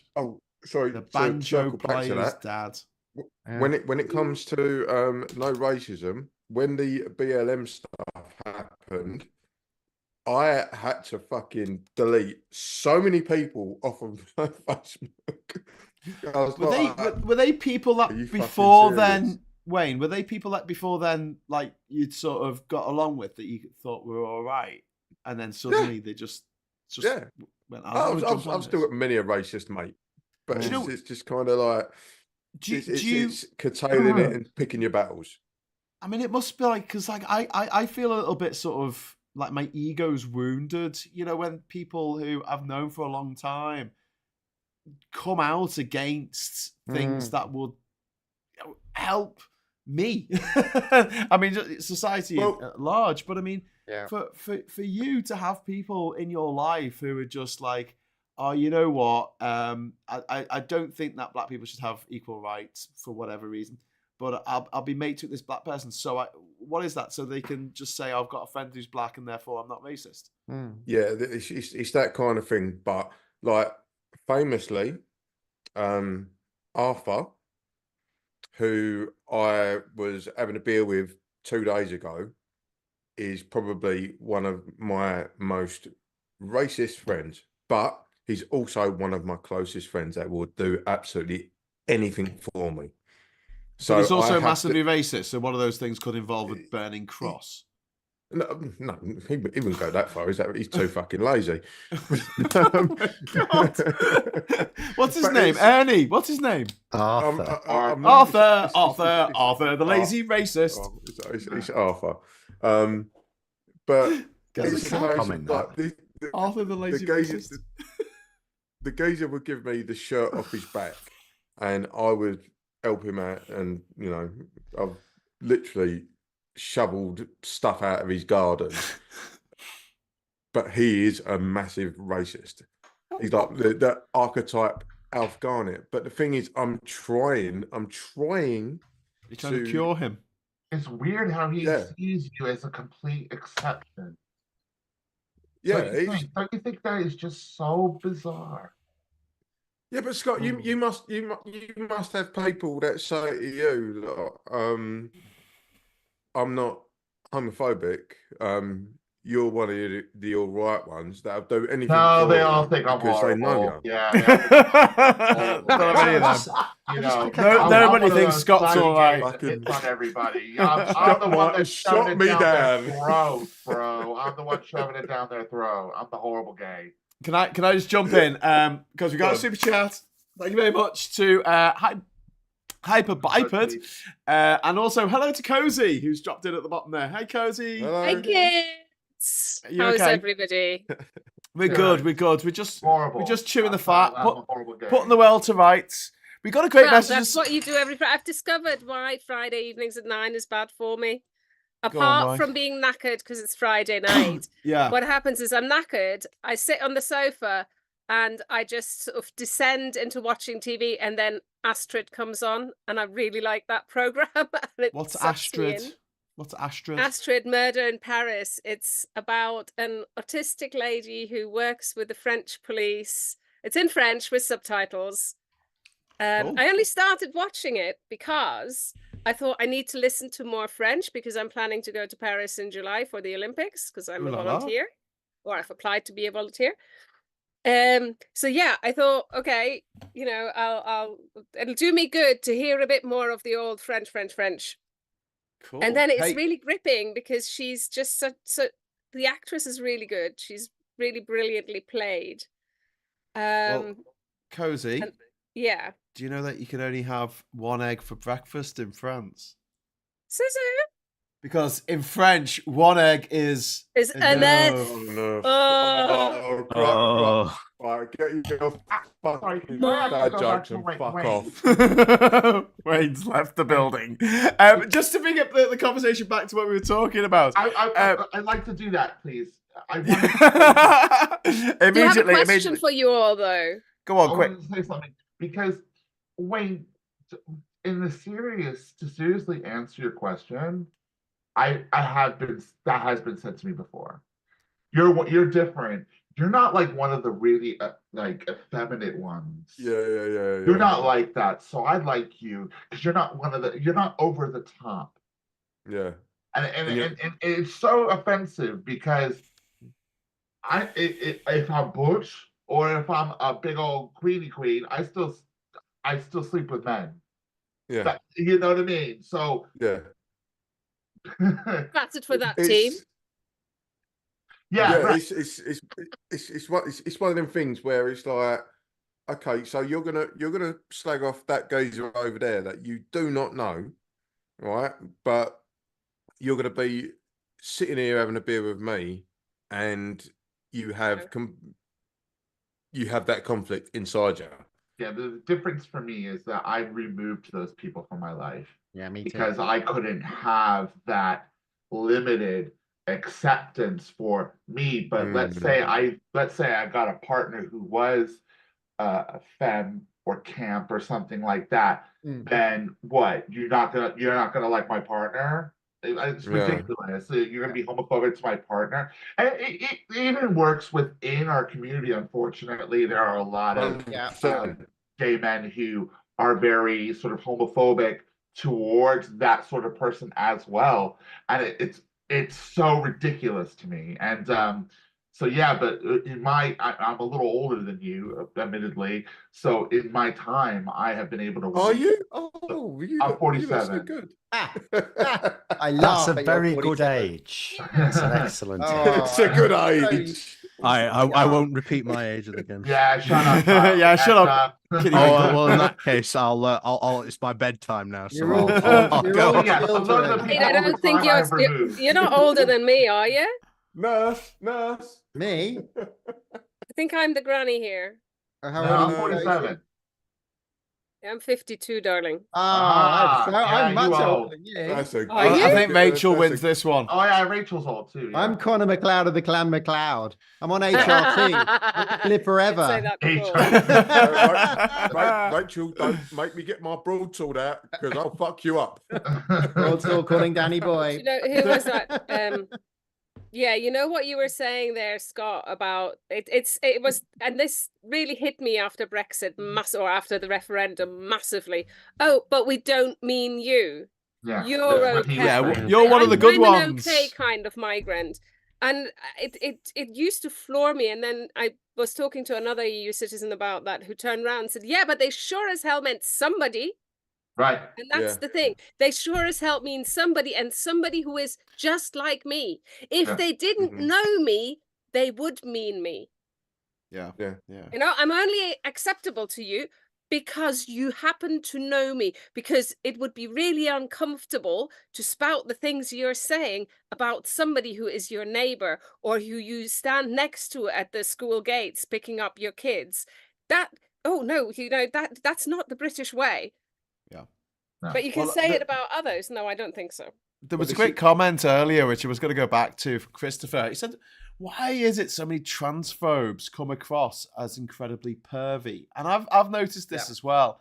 And you see this with homophobes as well. Yeah. I think that nearly every single person I've met in my life who's been incredibly transphobic, especially young people, I think that they kind of have the idea that they give off chaser energy. They give off sort of so quite an old phrase there. I won't say the first word, but to kind of a chaser and they've watched porn and they've seen a bloke naked and they've gone, actually, you know, I might do that. Oh my god! And then they've turned the gate. And I think with trans people, it's the same thing, where transphobes are just like, where they'll watch something and they'll see a naked trans person, they'll go, oh yeah, I'd like a bit of that, and then suddenly, oh shit, no. And so it's not about gay people, it's not about trans people, it's about people themselves not being comfortable with what turns them on. But the highest saying, if you're pointing a finger, 3 fingers are pointing back at you. Back at you, yeah. The highest in America, they did who looks at trans porn, the most highest states. They're all red states. Oh yeah. Alex Jones got caught. Did Alex Jones get caught watching transgender porn? What? Really? But one of the worst comments I had was from somebody that was in the closet. They came out later, but they were incredibly unkind to me when they were in the closet, and they were really isn't that funny? They come out as trans. So Alex Jones, they were trans with themselves. They couldn't deal with it. They couldn't get it at the time. He's got a camera that looks down on his 3 sections of trans porn, and it went out on his show. And Alex Jones, that's amazing. I just want to say, Yoni's just dropped in a super chat. The term is confused boner, Graham, apparently. But yeah, I remember there was a TV show with Richard Dawkins, who's a bit problematic these days, but he did a show and it was about atheism and how atheists are not accepted at the time, or still aren't. And he went to America and he met a guy called Ted Haggard. And I remember this interview where Ted Haggard they were sort of standing up for some reason. It wasn't a sit-down interview, it was a stand-up interview. And this Ted Haggard guy was one of these mega preachers, you know, that had these big stadiums full of people and they do all this preaching and they get Darren Brown type of guy? Darren Brown? Yeah. Well, no, not even. Darren Brown's all right. No, but he's a mega preacher. Excuse me. Yes. Yes. Yeah. No, he's one of these mega churches. You know, the pastor at a mega church in America. And I remember him going on at the time, like I think the show was called The Enemies of Reason or something like that. And he said to Richard Dawkins something along the lines of, all the problems of the world are caused by gay people, prostitution, drugs, alcohol, and adultery. That's just my Saturday night out. Well, no, but, like literally, sounds like a good weekend. A few months later, you can look this up. A few months later, this guy Ted Haggard was found in a hotel room with a rent boy, having sex off his tits on PCP and champagne or whatever. And later on, he said the devil made him do it. Yeah. See, I remember the headline. Yes. Yes, I remember too. The devil made me do it. But I mean, just do what you like. But that's the excuse Christians always use. Yeah, well, that's their get out of jail free card, isn't it? Yeah, absolutely. The devil made me do it. And then, half your congregation will go, "Oh my God!" I forgive you. Yeah. I think crazy. The Devil Made Me Do It is the title for one of the horror films I just recently watched. Yeah. Books. Like one of the Annabelle. Yeah. The Annabelle doll. Yeah. God, they really stretched that out. They rinsed the fuck out of that. The fact that they got a girl from fucking that one doll, that one story, they just went with it. Have you ever seen the doll as well? I saw a picture of the real doll. Yeah, looks nothing like it. Looks nothing like the doll in the movie. No. I finally got around to seeing Midsummer last week. Yeah, absolutely brilliant. I really enjoyed that. Bloody bit traumatic to watch, I've got to say. Yeah, it's hard to watch, but it's good. But very good. And do you know what I liked about it? No offense, Scott, but all these stupid Americans died. There was a little part of me that was a bit like that too. I'm like, what are you doing? You idiots, get out of there. I'm like, that was me. This is interesting. I'm like, it's not interesting. Like, it's fucked up. Get out of there. I was thinking, no, you deserve this. This is what you get. Like, this is what you get. Your stupidity wins you this prize, and that. I just thought it would have been nice. No spoilers. So if you haven't seen Midsummer, put your fingers on your ears for the next bit. It would have been nice at the end if Florence Pugh, the final shot where she just smiles, and then you see that she's actually toasting a marshmallow on the fire. There's a really good horror film where a load of Nazis stay in a castle and they get wiped out by called The Keep. I don't know if you've seen it, and it's I've not seen it, but I would like to watch that. In fact, I'm going to make a note of it. Get their asses handed to them. It's really good. Well, we watched this movie Sisu, which is like Finnish Rambo. Yeah. And it's set during the Nazis, and the Nazis basically all get taken out. This entire squadron of Nazis get destroyed by this one crazy old man, and he's trying to take his gold to the bank. It's always good, isn't it? It's like Dead Set, zombies and Nazis. What's not to like? That's a good... exactly. You know they're the baddies, so just take them out. Is that the one that's set in a French like mine or in like a mine shaft? And they're trying to build these superhumans. Is that the one, or is that a different? No. There's a video game like that actually. No, it is. They find a big old medieval castle. It's a bad night, so the castle's Germans move in. They're all kind of full of themselves. All their wet, and bit one by one, they all die horribly. Okay. Yeah, I can't remember what it's called, but it's a really, really good Castle movie. Wolfenstein. Oh, I love Wolfenstein. I'd play that a lot. But I saw Dune 2 last night, midnight showing, because it was the only subtitle showing this week in the whole of the Northeast by the looks of things. It was fantastic. I'm really good for that. Very, very much impressed. Old school. I've read the book and obviously seen the David Lynch adaptation. Way better than that, and doesn't feature Sting in a metal codpiece, so so one up on the 1980s version. What can I say? Yeah, the reason he's wearing a metal codpiece is because he's trying to hold it all in. Yeah, obviously. He's not going to blow. He's not going to blow. I love the fact that wasn't peak David Lynch weirdness. He must have been like, no, I've got weirder shit. Just wait and see. Puninator, thank you very much for the super chat there. The Devil Made Me Do It with the title of the book, quasi releases to explain his role in the movie. Well, he still thinks it was the right budget. He's not accepting it. Yeah, he doesn't even think he made a mistake. £425 billion wiped out of pension funds. Yeah, but that was like the Marxists in the money markets. It was the trans people. Rachel, what have you done with our money, Rachel? Yeah, Rachel. Well, yeah, we did it. My mortgage went up by a quarter because of that. I was renewing just after the crash, and we had to renew at that point. We'd just come out of a fix, and we had to renew, and we cost us a bomb. Is this the next conservative horror film? The Wokarati made me do it. Have you noticed Scott's left the conversation right now as well? Tofu well, that's because he's probably counting all that money from Liz Truss. I found the name of the film I was thinking of, by the way. It's called Overlord. Overlord. Really good. 2018. Ooh, okay. We're getting some love in the chat for Wolfenstein. I'm guessing the original Wolfenstein. Yeah. Old blood, new blood. Yeah. Oh mate, I spent so many hours playing that game. I love it. And then when Doom came out, I had to upgrade to a 486. I know. Oh, I've played Doom Eternal several times. I love that. Act of God? The spin-off bit is quite hard. The bit at the end, you have to fight in a chamber, and he's got a shield, and you nearly get him, and then he hits you with a shield, and he recharges, and it goes on and on. I've never completed that bit. I'm just thinking about we need to have games nights on Labour Social. 100%. Because all I'm thinking about right now is fucking Tony Hawk's Pro Skater, Limp Bizkit.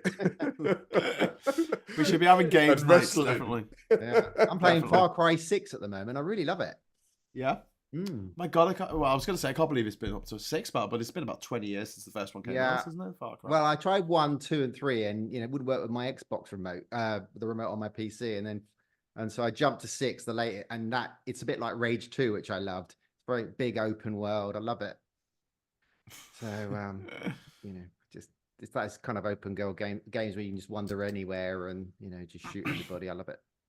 Okay, well, I've written down The Keep and Overlord, and I'm seeing Ben Chambers probably this week, so we'll have a horror film meetup.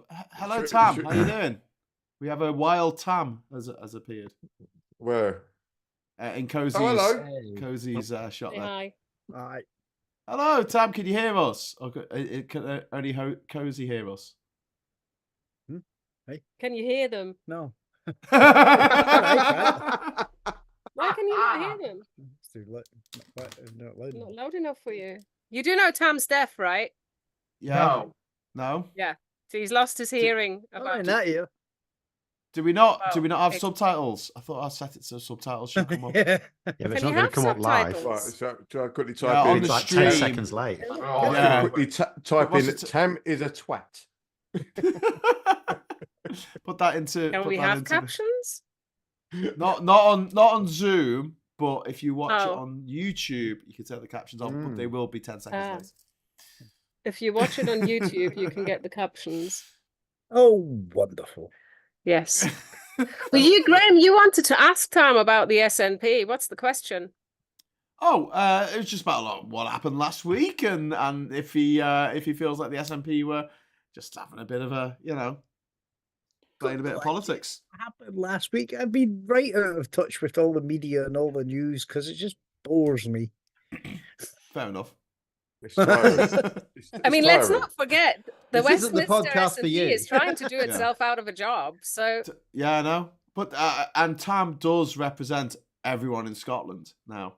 Everybody. Yeah, so completely no one cares. Bored with Westminster politics because it's all shite. Yeah, fair enough. There we go. No, but we were getting shit. Me and Phil were getting shit last week for saying, "Hey, that was a bit out of order with the SNP, wasn't it?" And people were like, "You're disrespecting the people of Scotland." And then we were like, I don't think everyone in Scotland votes for the SNP. Everybody in Scotland votes for the SNP. It's like, they're not anymore, are they? And even if they did, I still want to know what the issue is, because every action point in their motion was they supported it and they got it. And if they actually wanted that motion, they could have gone, well, we got a unanimous agreement. I think it was the way Hoyle went about it, which was a bit. But if I understood it correctly, the way he was laying it out, the amendment proposed by the Conservatives was actually going to get voted on twice. So, I don't know. Something was weird there. It was weird. There was a difference between the Labour one and the... Yeah, the Labour one had extra ones. It also said, can you stop beating people up in the occupied territories as well while you're at it? Yeah. And can you respect the International Court of Justice? Yeah, and the Labour one didn't quite have that because at some point... No, that was the Labour one.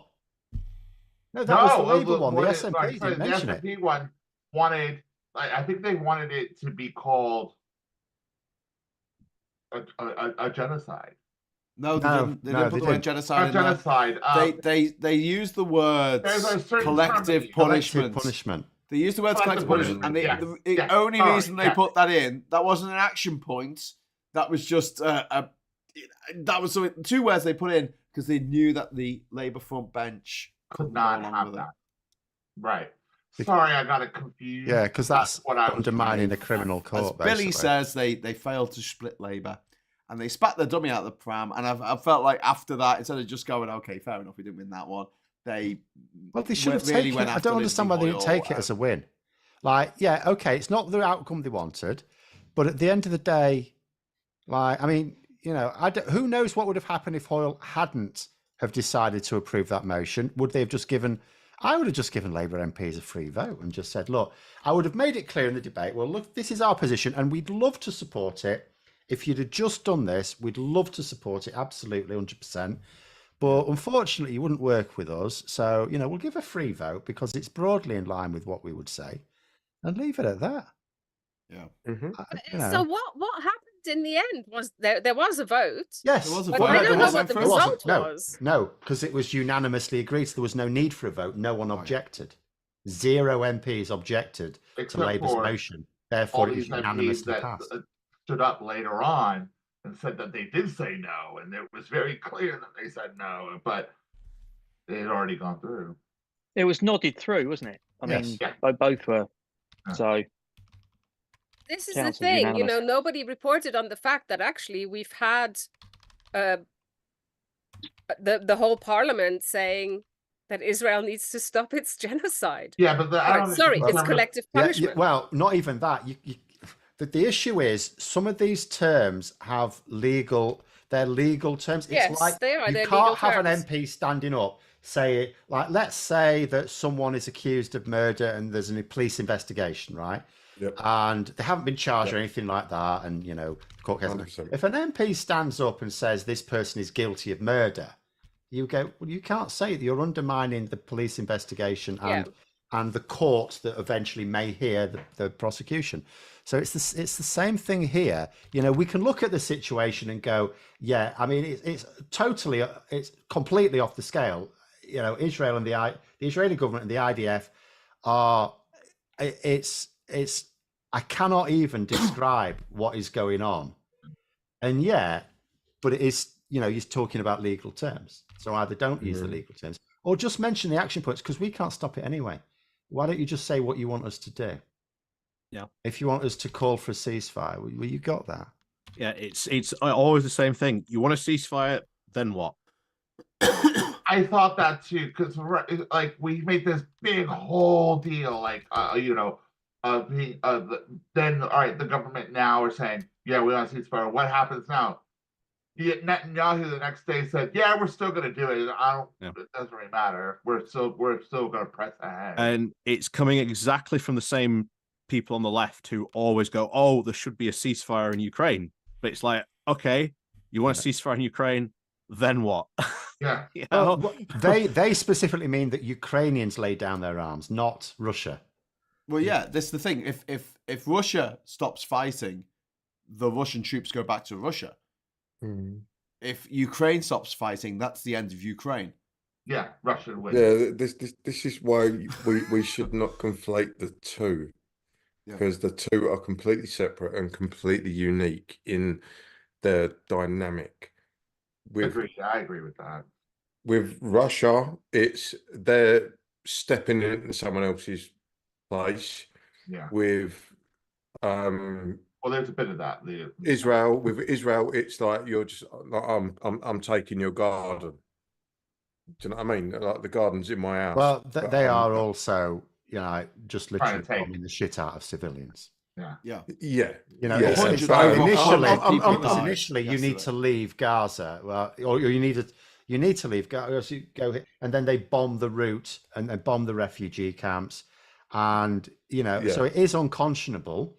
But at the same time, we've got people being killed in this country, and the government can do something about that. We've got people killed in Ukraine. Maybe we're doing as much as we can there at the moment, maybe not. But, we have some agency there. There are various things where people are dying, and some of these people just don't give a shit because they don't care about the people in Gaza even. Because if they did, if you care about the people in Gaza, why don't you care about the people in Ukraine? Why don't you care about the people in the UK? Why don't you care about people in China? Why don't you care about the people in North Korea? Why is it only people in Palestine that you care about? It's like, so they don't care about anyone. They just want the Jews killed. It's really... No, I'm all about that. That is a proper salient message, because I'm always about what about our troops? Lest we forget and all that. Yeah, I'll see a geezer next week under a bridge in London. Don't give a fuck about him right now. But well, it's like the old thing, isn't it? All these people go, "Oh, we should stop giving money to foreigners because we need to look after our own." Okay, can we look after our own? No, fuck them. Yeah, that's what I'm saying. It's like, it's hypocritical. It's fucking hypocritical. Oh, what did people think to Macron's comments, by the way, about wanting NATO troops in Ukraine? I know Scholz wasn't happy. Yeah, Scholz wasn't very happy at all. Yeah, he's never happy. Have you also heard that Germany now wants nuclear weapons? Oh no! Oh, that's probably not a good idea. Germany wants nuclear weapons. Yep, Germany's already got nuclear weapons. No, they have an agreement with the US that they can operate with American nuclear weapons. They don't actually have any nuclear weapons of their own.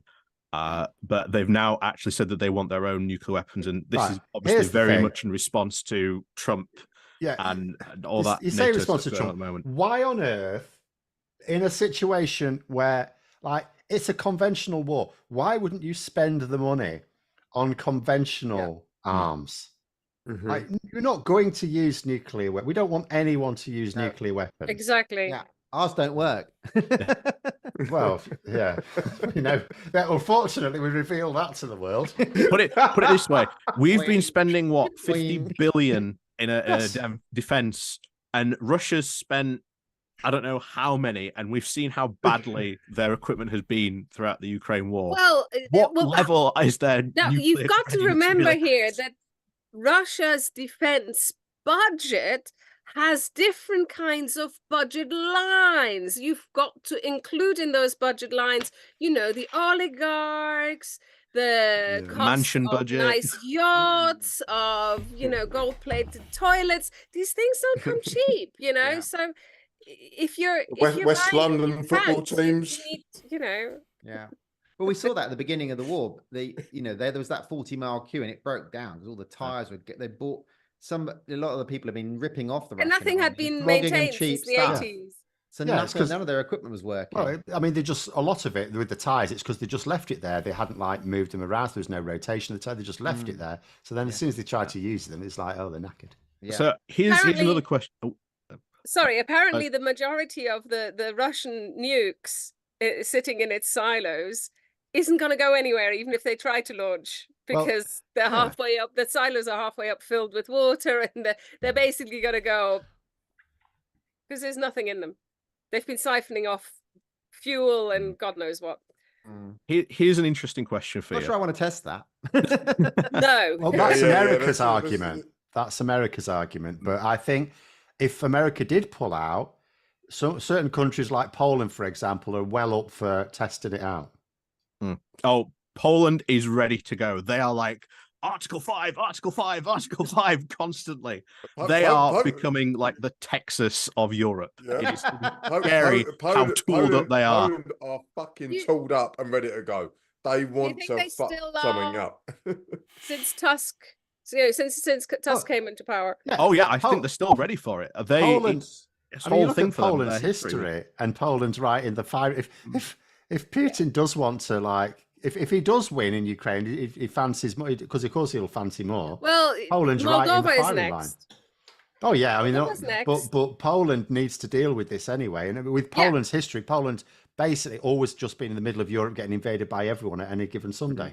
And also Poland knows what Russian colonialism and Russian imperialism is like. Yeah. And just quickly, sorry to jump in because we've got a super chat. Woo! From Alec Barrett. Thank you very much. Our nuclear does work. The test program doesn't. Well, might as well don't test them. Just don't test the bastards. Bring back Polaris. And what Russia do not have, they have not factored in, is our new Swedish mates. Oh, they will come in and fuck you up. They'll come in on Swedish skis. what? Swedish friends joining NATO now. Yeah. I'm Finnish. Yeah. We've got Sweden is already in NATO. You're thinking of Finland. No, Finland. They go on joint maneuvers with the rest of the NATO force. They've only just joined because Orban finally lifted the Orban curse because he's a Putinist, isn't he? Yeah. Putinist scum. How they made him do it. Sweden will turn up on fucking skis, snowmobiles, fucking pickaxes, all sorts. They will fuck people up. They just need a few tractors. Exactly. Snow tractors. They'll have given him some money. I don't actually know how this works. That's always it. It will just be like a bit of money.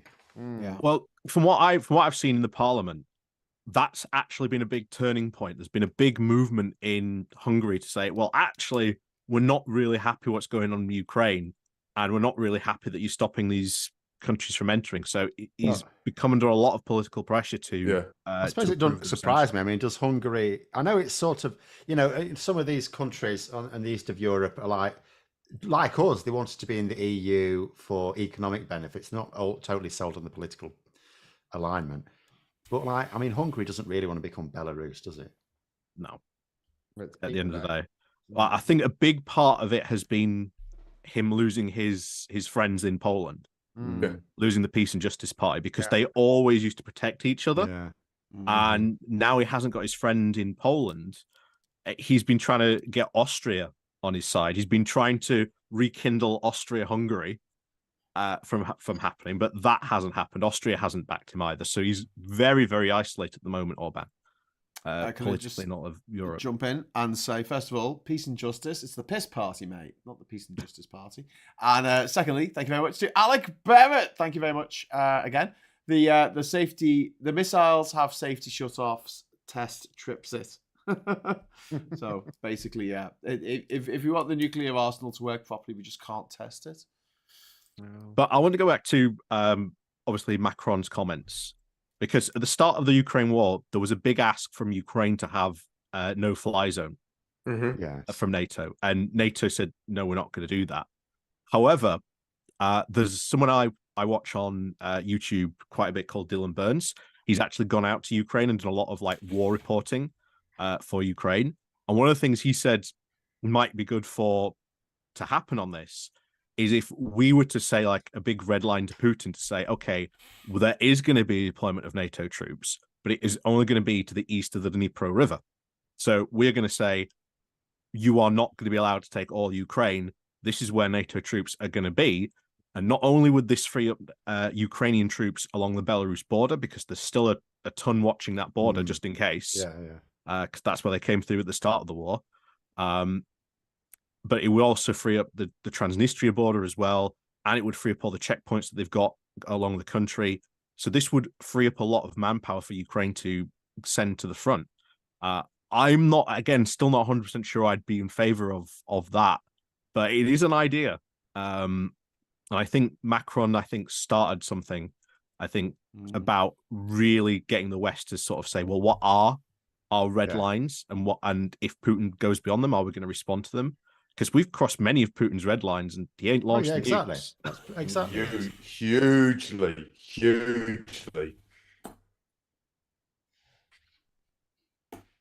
But can I just interject with why have the media diverted their attention from Ukraine to Israel, Palestine? In your opinions? It's fatigue. War fatigue. Ukraine's been going on for 2 years, whereas what's happening in fatigue, war fatigue. Israel is more immediate and Okay. and also more visceral. I mean, I think there's more people who have a connection with Palestine, with the Middle East in this country than there are people who have connections with Ukraine as well, which is. Do you think there's an undertone there though? Because the Republicans are going full love for Putin at the moment, and Trump loves Putin and blah blah. The Tories take a lot of money from Russia. They make money from Russia. Do you think that actually they're probably quite happy that we're looking at the Israeli and not looking at Ukraine? Because Israel, I mean, what the atrocities that are going on in Gaza right now aside, Israel has always been a weapon of mass distraction, not just for leaders in the West, but also for leaders, dictators, autocrats in the Middle East. You think what I'm doing is bad? Take a look at these cowboys over here. I mean, look at what they've done, the bastards. And it's that, it's that idea that the eternal enemy. If Israel didn't exist, it would be necessary to invent it. Interesting, yeah. You always need a fight build. No, that was just my question to the panel, because it seems mental for me. Even the word mental, like, disregard that. It seems crazy that we've distracted our lens to this one specific intervention and military intervention, and ignored this one over here. But it's also the nature of the media. It's now that it's 24/7. I mean, people want instant updates, and a war takes a long time. Yeah, so it's also been very, very small in terms of like the gains that Russia have made or Ukraine has made. You're not talking like at the end of like 2021 where they had the Kherson advance where they retook over 50% of the captured territory in like 2 weeks. That hasn't happened since then. We were all hoping, last year that the push south and that we'd be having, beach parties in Crimea, to quote the NATO people, that they were sort of pushing on this. So I think it's just been that the lines have sort of not stabilized, but nothing has happened. And I think to a journalist, unless something significant has happened, it's not. There's not a lot to report on. What are you going to say? Yeah, that's true. Yeah, we've fired some shells today. Yeah, another Russian ship turned into a submarine. Yeah. News has to be something different has happened. If the same thing happens every day. Can you imagine this media trying to report the Second World War? Just be that. Wow. Yeah. Well, no, I mean, even then, things were happening, weren't they? I was just going to say there were always things happening, maybe in different places, but true. Yeah. But that was the basis of my question, because it's like all of like for the entire time of the initial conflict, everything was Ukraine, Russia. Yeah. Then Israel started, and Israel, Gaza. But it switched so quickly. Yeah, but Wayne, it was because it was novel. It's something new. It's just something new for the media to get their teeth into because of the fatigue of Ukraine, even though it's just as obviously horrific. To without trying to sound crass, and it will probably sound crass, Ukraine got boring, and it was a new thing to talk about. So just fatigue. That's yeah.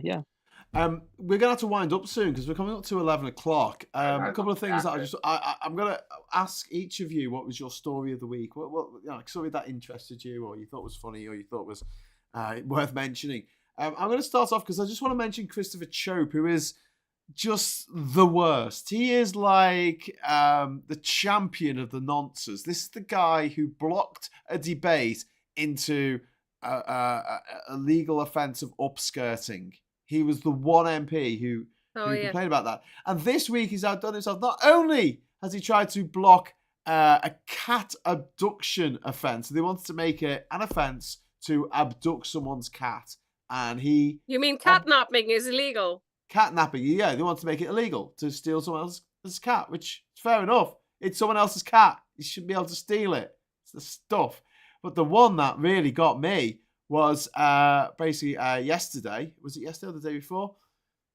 The government pulled a vote on banning MPs accused of violent and sexual offences from the parliamentary estate due to objections by Christopher Chope and some other guy called Philip Davis.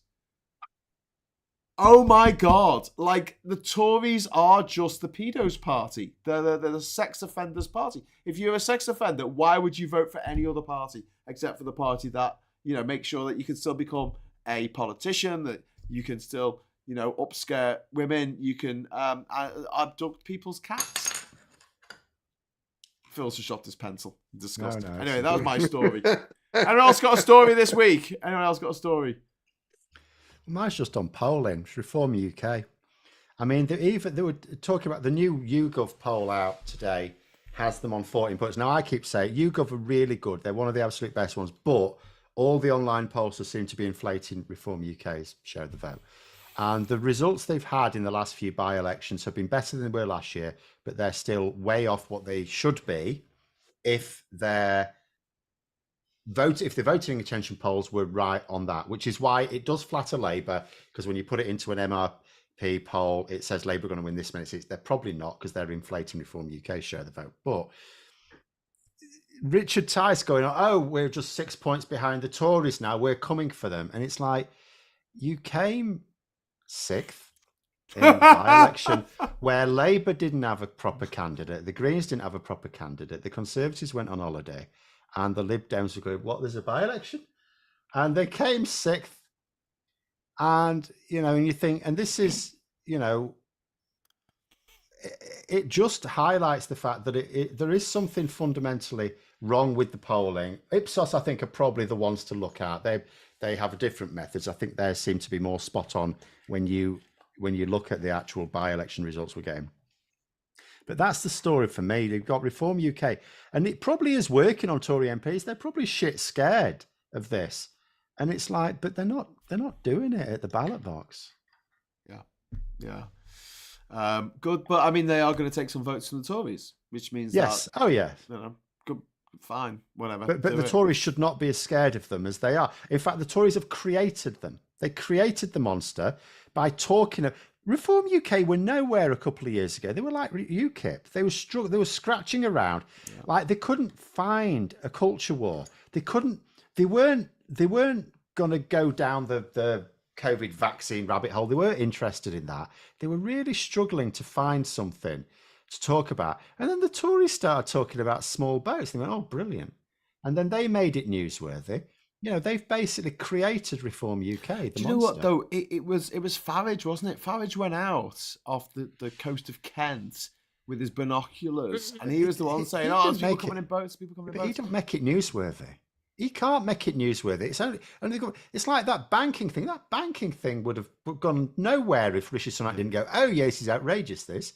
Yeah, it's like, rich person can't have rich person's bank account. He shouldn't have said anything. He should have said, shut up, you tosser, you poor. Yeah, have the money. That's what he should have said. Yeah, tough titty. Yeah, and then laughed into all of his money because he's very, very rich.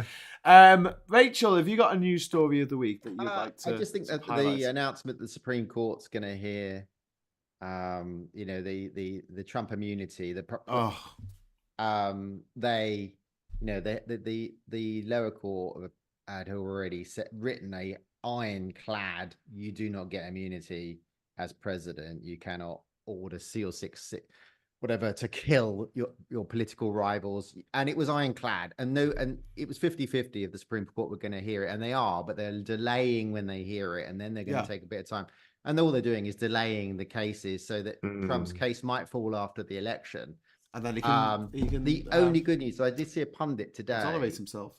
Yeah, there was a pundit today that said it was likely that if even on the timing the Supreme Court is going to do it, the pundit said, well, Jack Smith might push for the case, which may fall in September, which means Trump, when at the part of the time of his election, when he should be really out there all the time, he'll be going into court. So it might actually backfire on them by doing this, but that he might be doing a major case. And it's a bit dangerous, I know, but it is it might backfire on him. So I agree with Trump on one thing. I do think the deep state exists, and I think he's fucking part of it. As I keep saying, if he wasn't, he wouldn't be here. Yeah.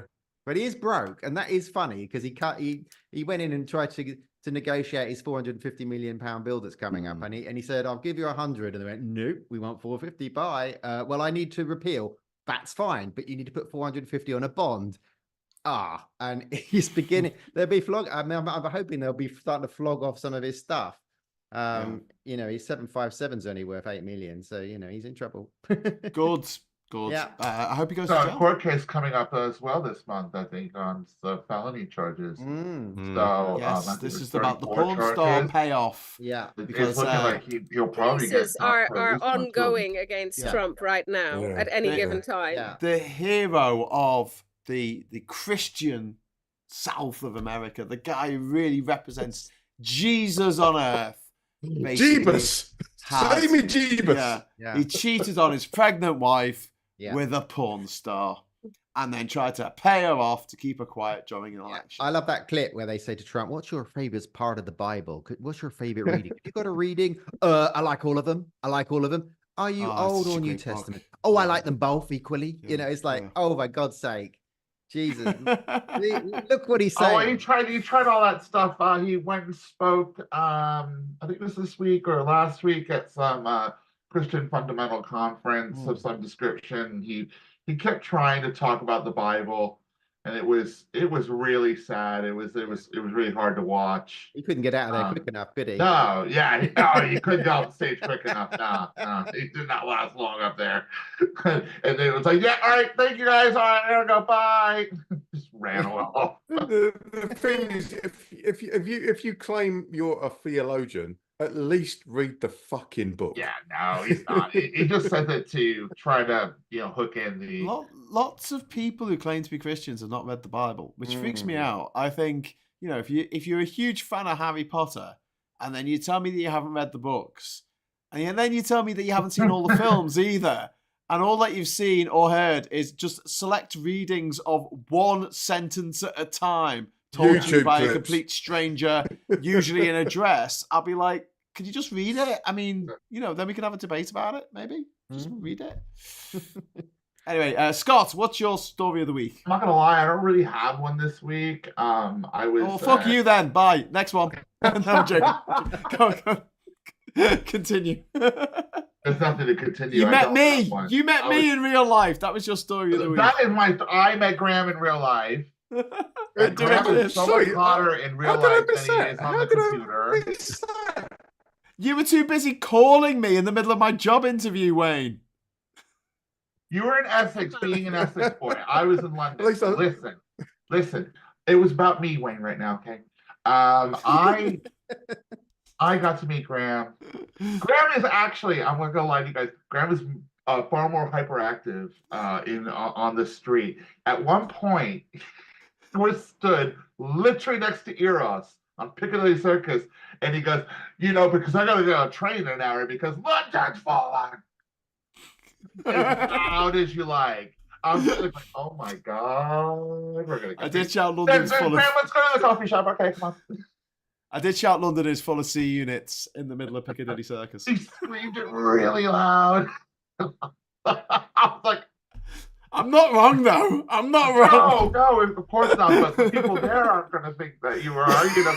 And yeah, it was really loud. And actually just kind of won me over right there. So oh, good. I'm glad I'm your news story this week, Scott. Yeah. Wayne, I definitely wasn't your news story. So what was your news story?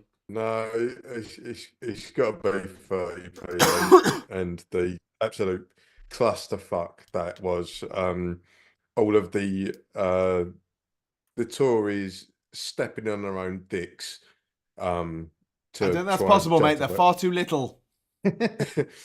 Well, they are very short people. Have you seen what he's been up to today? What, 30p league? Yeah, because, lots of bits of news are taken over him. He's not happy about it. So what he did, right, is he tweeted out, this is 8 hours ago, It says he's got a postal bag next to him. It says it's full. It's not full, but it says a nice end to the week with a full mail bag. It's not full. It says massive thanks to everyone. So he's got this thing. All these people writing to me and telling me how great I am. And that then just tells you the demographic of the people that are actually contacting him because they wrote letters to him. Well, they're all over 60. As far as I know, they all wrote him a letter. All these letters are telling him to go to hell, as far as I know. But then he tweeted exactly the same thing 2 hours later. Because it's like, no one paid attention to that. So he tried it again. So I mean, he's got plenty of views on them, to be fair. But like literally the same tweet with the same video with the same. What he says is a full mailbag is like it's got some. Is he really doing this? Yeah. This? If you go on Lee Anderson's Twitter, it doesn't tweet that much. It's the same tweet with the same 25-second video of him with what he says is a full mail. He can't even. It's like he's got the video evidence. It's not a full mailbag. Just a nice end to the week with a full mailbag. It's like I can see right into it. I can't see any letters. But there are letters in it because he picks it up, right? But and he tweets the same thing out 2 hours later because he said, there's 100.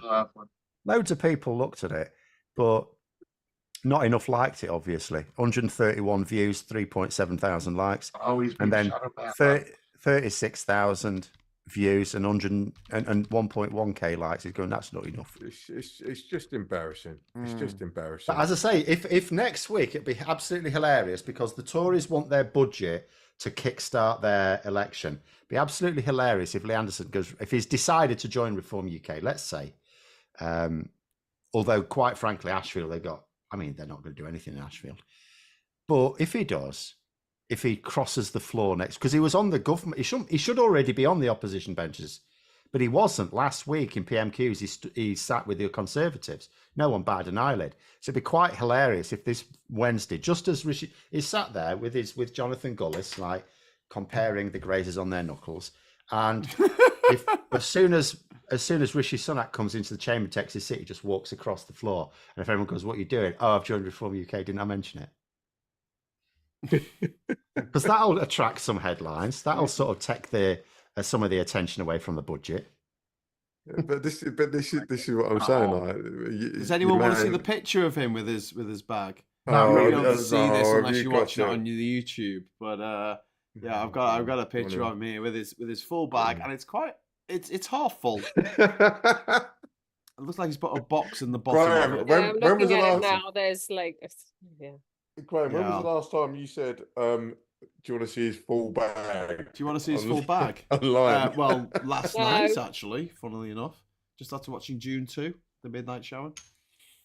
Well worth watching. Very good. It's a very good film. It's very good. Anyway, so who we got next? Wayne, did we do you? Yes? Yeah, we did, mate. We did, mate. That's John! what prompted this conversation. Hello. What was your story of the week from the children's BBC broom cupboard? It's a puppet. It's Golden the Gopher. It's I think the story of the week has got to be the by-election, which felt a bit like the last pre-season friendly match where all the big stars of the football team aren't playing. Because there's going to be an election anyway, and I think Labour are going to throw everything to get Rochdale back with a candidate that is squeaky clean. So it just, Galloway coming out with all that. Yeah, look, I got doubled all the rest of them put together. Well, yeah, no one turned up, mate. As we were saying earlier, as Bill was saying. Everyone was sort of tripping over themselves backwards, really, thinking like, oh, Christ, it's a by-election. Let's run the other way instead. And I just thought it was the most unique, almost farcical by-election that I've ever watched. And I've been a geek for by-elections since I was a teenager. So that was a long time ago, in the 90s. Quite saying something, isn't it? And that's it's actually George Galloway. You're saying something about John. Sorry, Cozy, just 1 second. So while the rest of us were going out clubbing, John was getting really into by-elections in the 1990s. I clubbed this is the guy who got Rage Against the Machine to number 1. So, John, I was down Icon D for getting off my tits on VK Blue, and you were sitting there like I was at Storm. I was at Storm at Club Art in Southend. And I was in Hollywood's in Romford, and I was DJing Ritzy's in Hollywood in Romford. You were DJing, right? I was DJing as well. You had the TV under the desk, and it had the by-election results coming in. Oh, I didn't DJ Thursday nights for a reason, just in case there was a by-election. All I'm going to say is I didn't do any clubbing in the 90s. I was Big Graham, all right, Ollie. Oh, God. Imagine that. Imagine that big TV. Enjoy your youth. Under his Technic 1210s. Won't last forever. I am going to have to actually back John up here because you'll never believe, right? Just almost slightly personal, but it is related. So I've just got engaged this week, right? And I'm not a word of a lie. Not a word of a lie. We're trying to get the wedding for August, and do you know why? Because it has to be on either a Thursday, Friday, or a Saturday. And I'm thinking, I can't have it when he's going to call the election, and he's not going to call it in August. So that's why we're going for August. It won't be August. No, so I'll definitely. And also, can I just ask Phil? Is this a 29th of February job? Yes. Oh, I have just sent off the engagement ring about the engagement. I didn't know was happening. So if you don't know this, there's a tradition that on the 29th of February, it's either the man proposing to the woman can propose to the man. Wow. So there you go. Phil got proposed to. Well, congratulations, Phil. So, brilliant news. But yes, we've had to choose a time where Rishi Sunak can't fuck it up. Fair enough. I got married in August, so there you go. I can recommend. There you go. It's a good month for getting married. Yeah, it's a great month. Okay, on to Ollie. Ollie, what's your news story that you'd like to sort of highlight? I'm going to pick a quite a techie one because this is kind more of techie than by-elections of the 90s. Monmouth by-election. Oh, I can tell you about that all night. Well, Monmouth. Recently in Italy, they've actually been trying an exoskeleton for disabled people, and it's actually had some quite good results.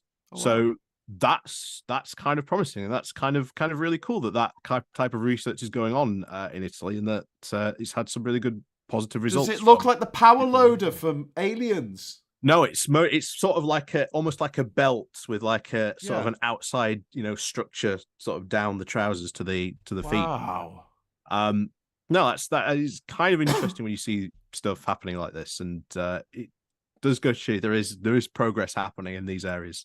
Although sometimes it doesn't get talked about. But... Oh, fantastic. Oh, well, that's a good news story. That's a good news story. How dare you bring on a good news story? And finally. By no means least at all. Cozy, what have you got what was your news story of the week? Well, do you know what? I'm going to pick one that got drowned out by so much happening. There were so many big news stories this week that I think I'm going to pick one out that actually probably got a bit lost. The Sarah Everard report highlighting that her murderer never should have joined the police. I mean, it is a massive no shit Sherlock moment, but we have it in writing. Yeah.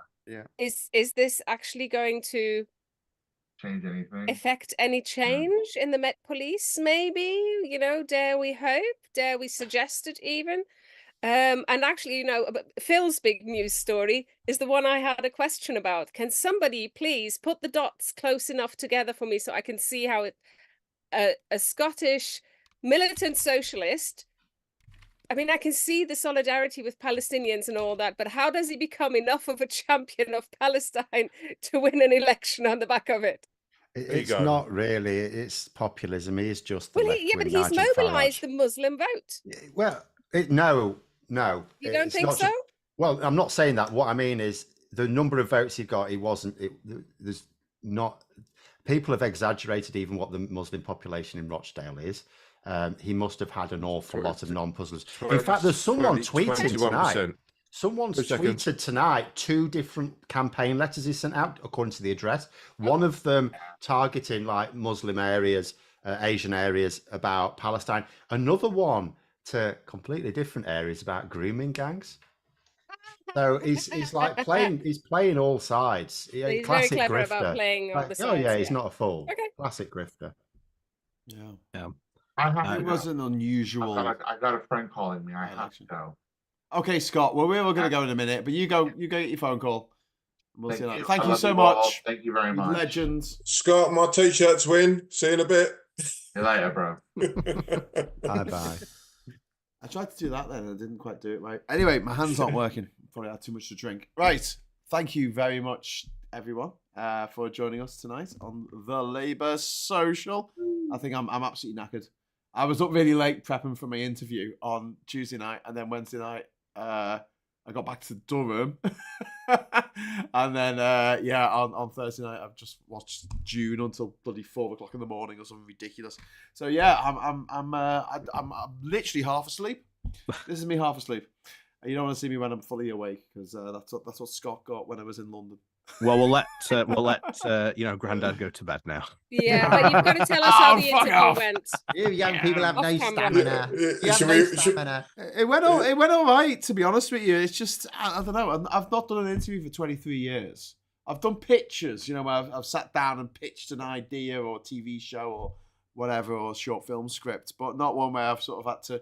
And I completely forgot that whole thing of like, you walk away and you think of all the things that you should have said. Oh yeah. Oh yeah. So that was quite the experience of that reminded me a lot of doing interviews when I've been on shows and stuff. Generally, I wasn't that arsed because I knew that I'd only have like 8 or 9 minutes to talk to BBC or CBS or whoever. The one that I really fucked up on, and it still like irks me to this day. I was given a free ride on a cruise ship as part of my journey around the world from New Zealand to Australia. And honestly, they gave me the nicest cabin that I came in. There was champagne on the bed. I was on my own. I didn't have anyone to, share it with. But, there's like fruit salad and things like this. And I got to the other end, and the only thing they asked me is, when you get interviewed, can you mention the fact that we gave you a free lift? And I went, yeah, absolutely sure. And I went on the biggest network in Australia, did this, Monday morning interview, and I forgot to mention the name of this cruise ship company. I felt like such a twat. And he's never been offered a ride again. No, that was it. That was the last time. On Labour Social, so you've balanced that now. But I think that's a traditional thing with interviews. You think of the clever things that you should have said, or I should have made that point afterwards. That's why you should always have an interview in the pub, and it should always take 2 hours. No, that's arguments with your missus. Yeah. What's that about arguments with your missus? When she storms out and you sit there and go, oh shit, I should have said that. But it's too late. She's out the door. Should have known better.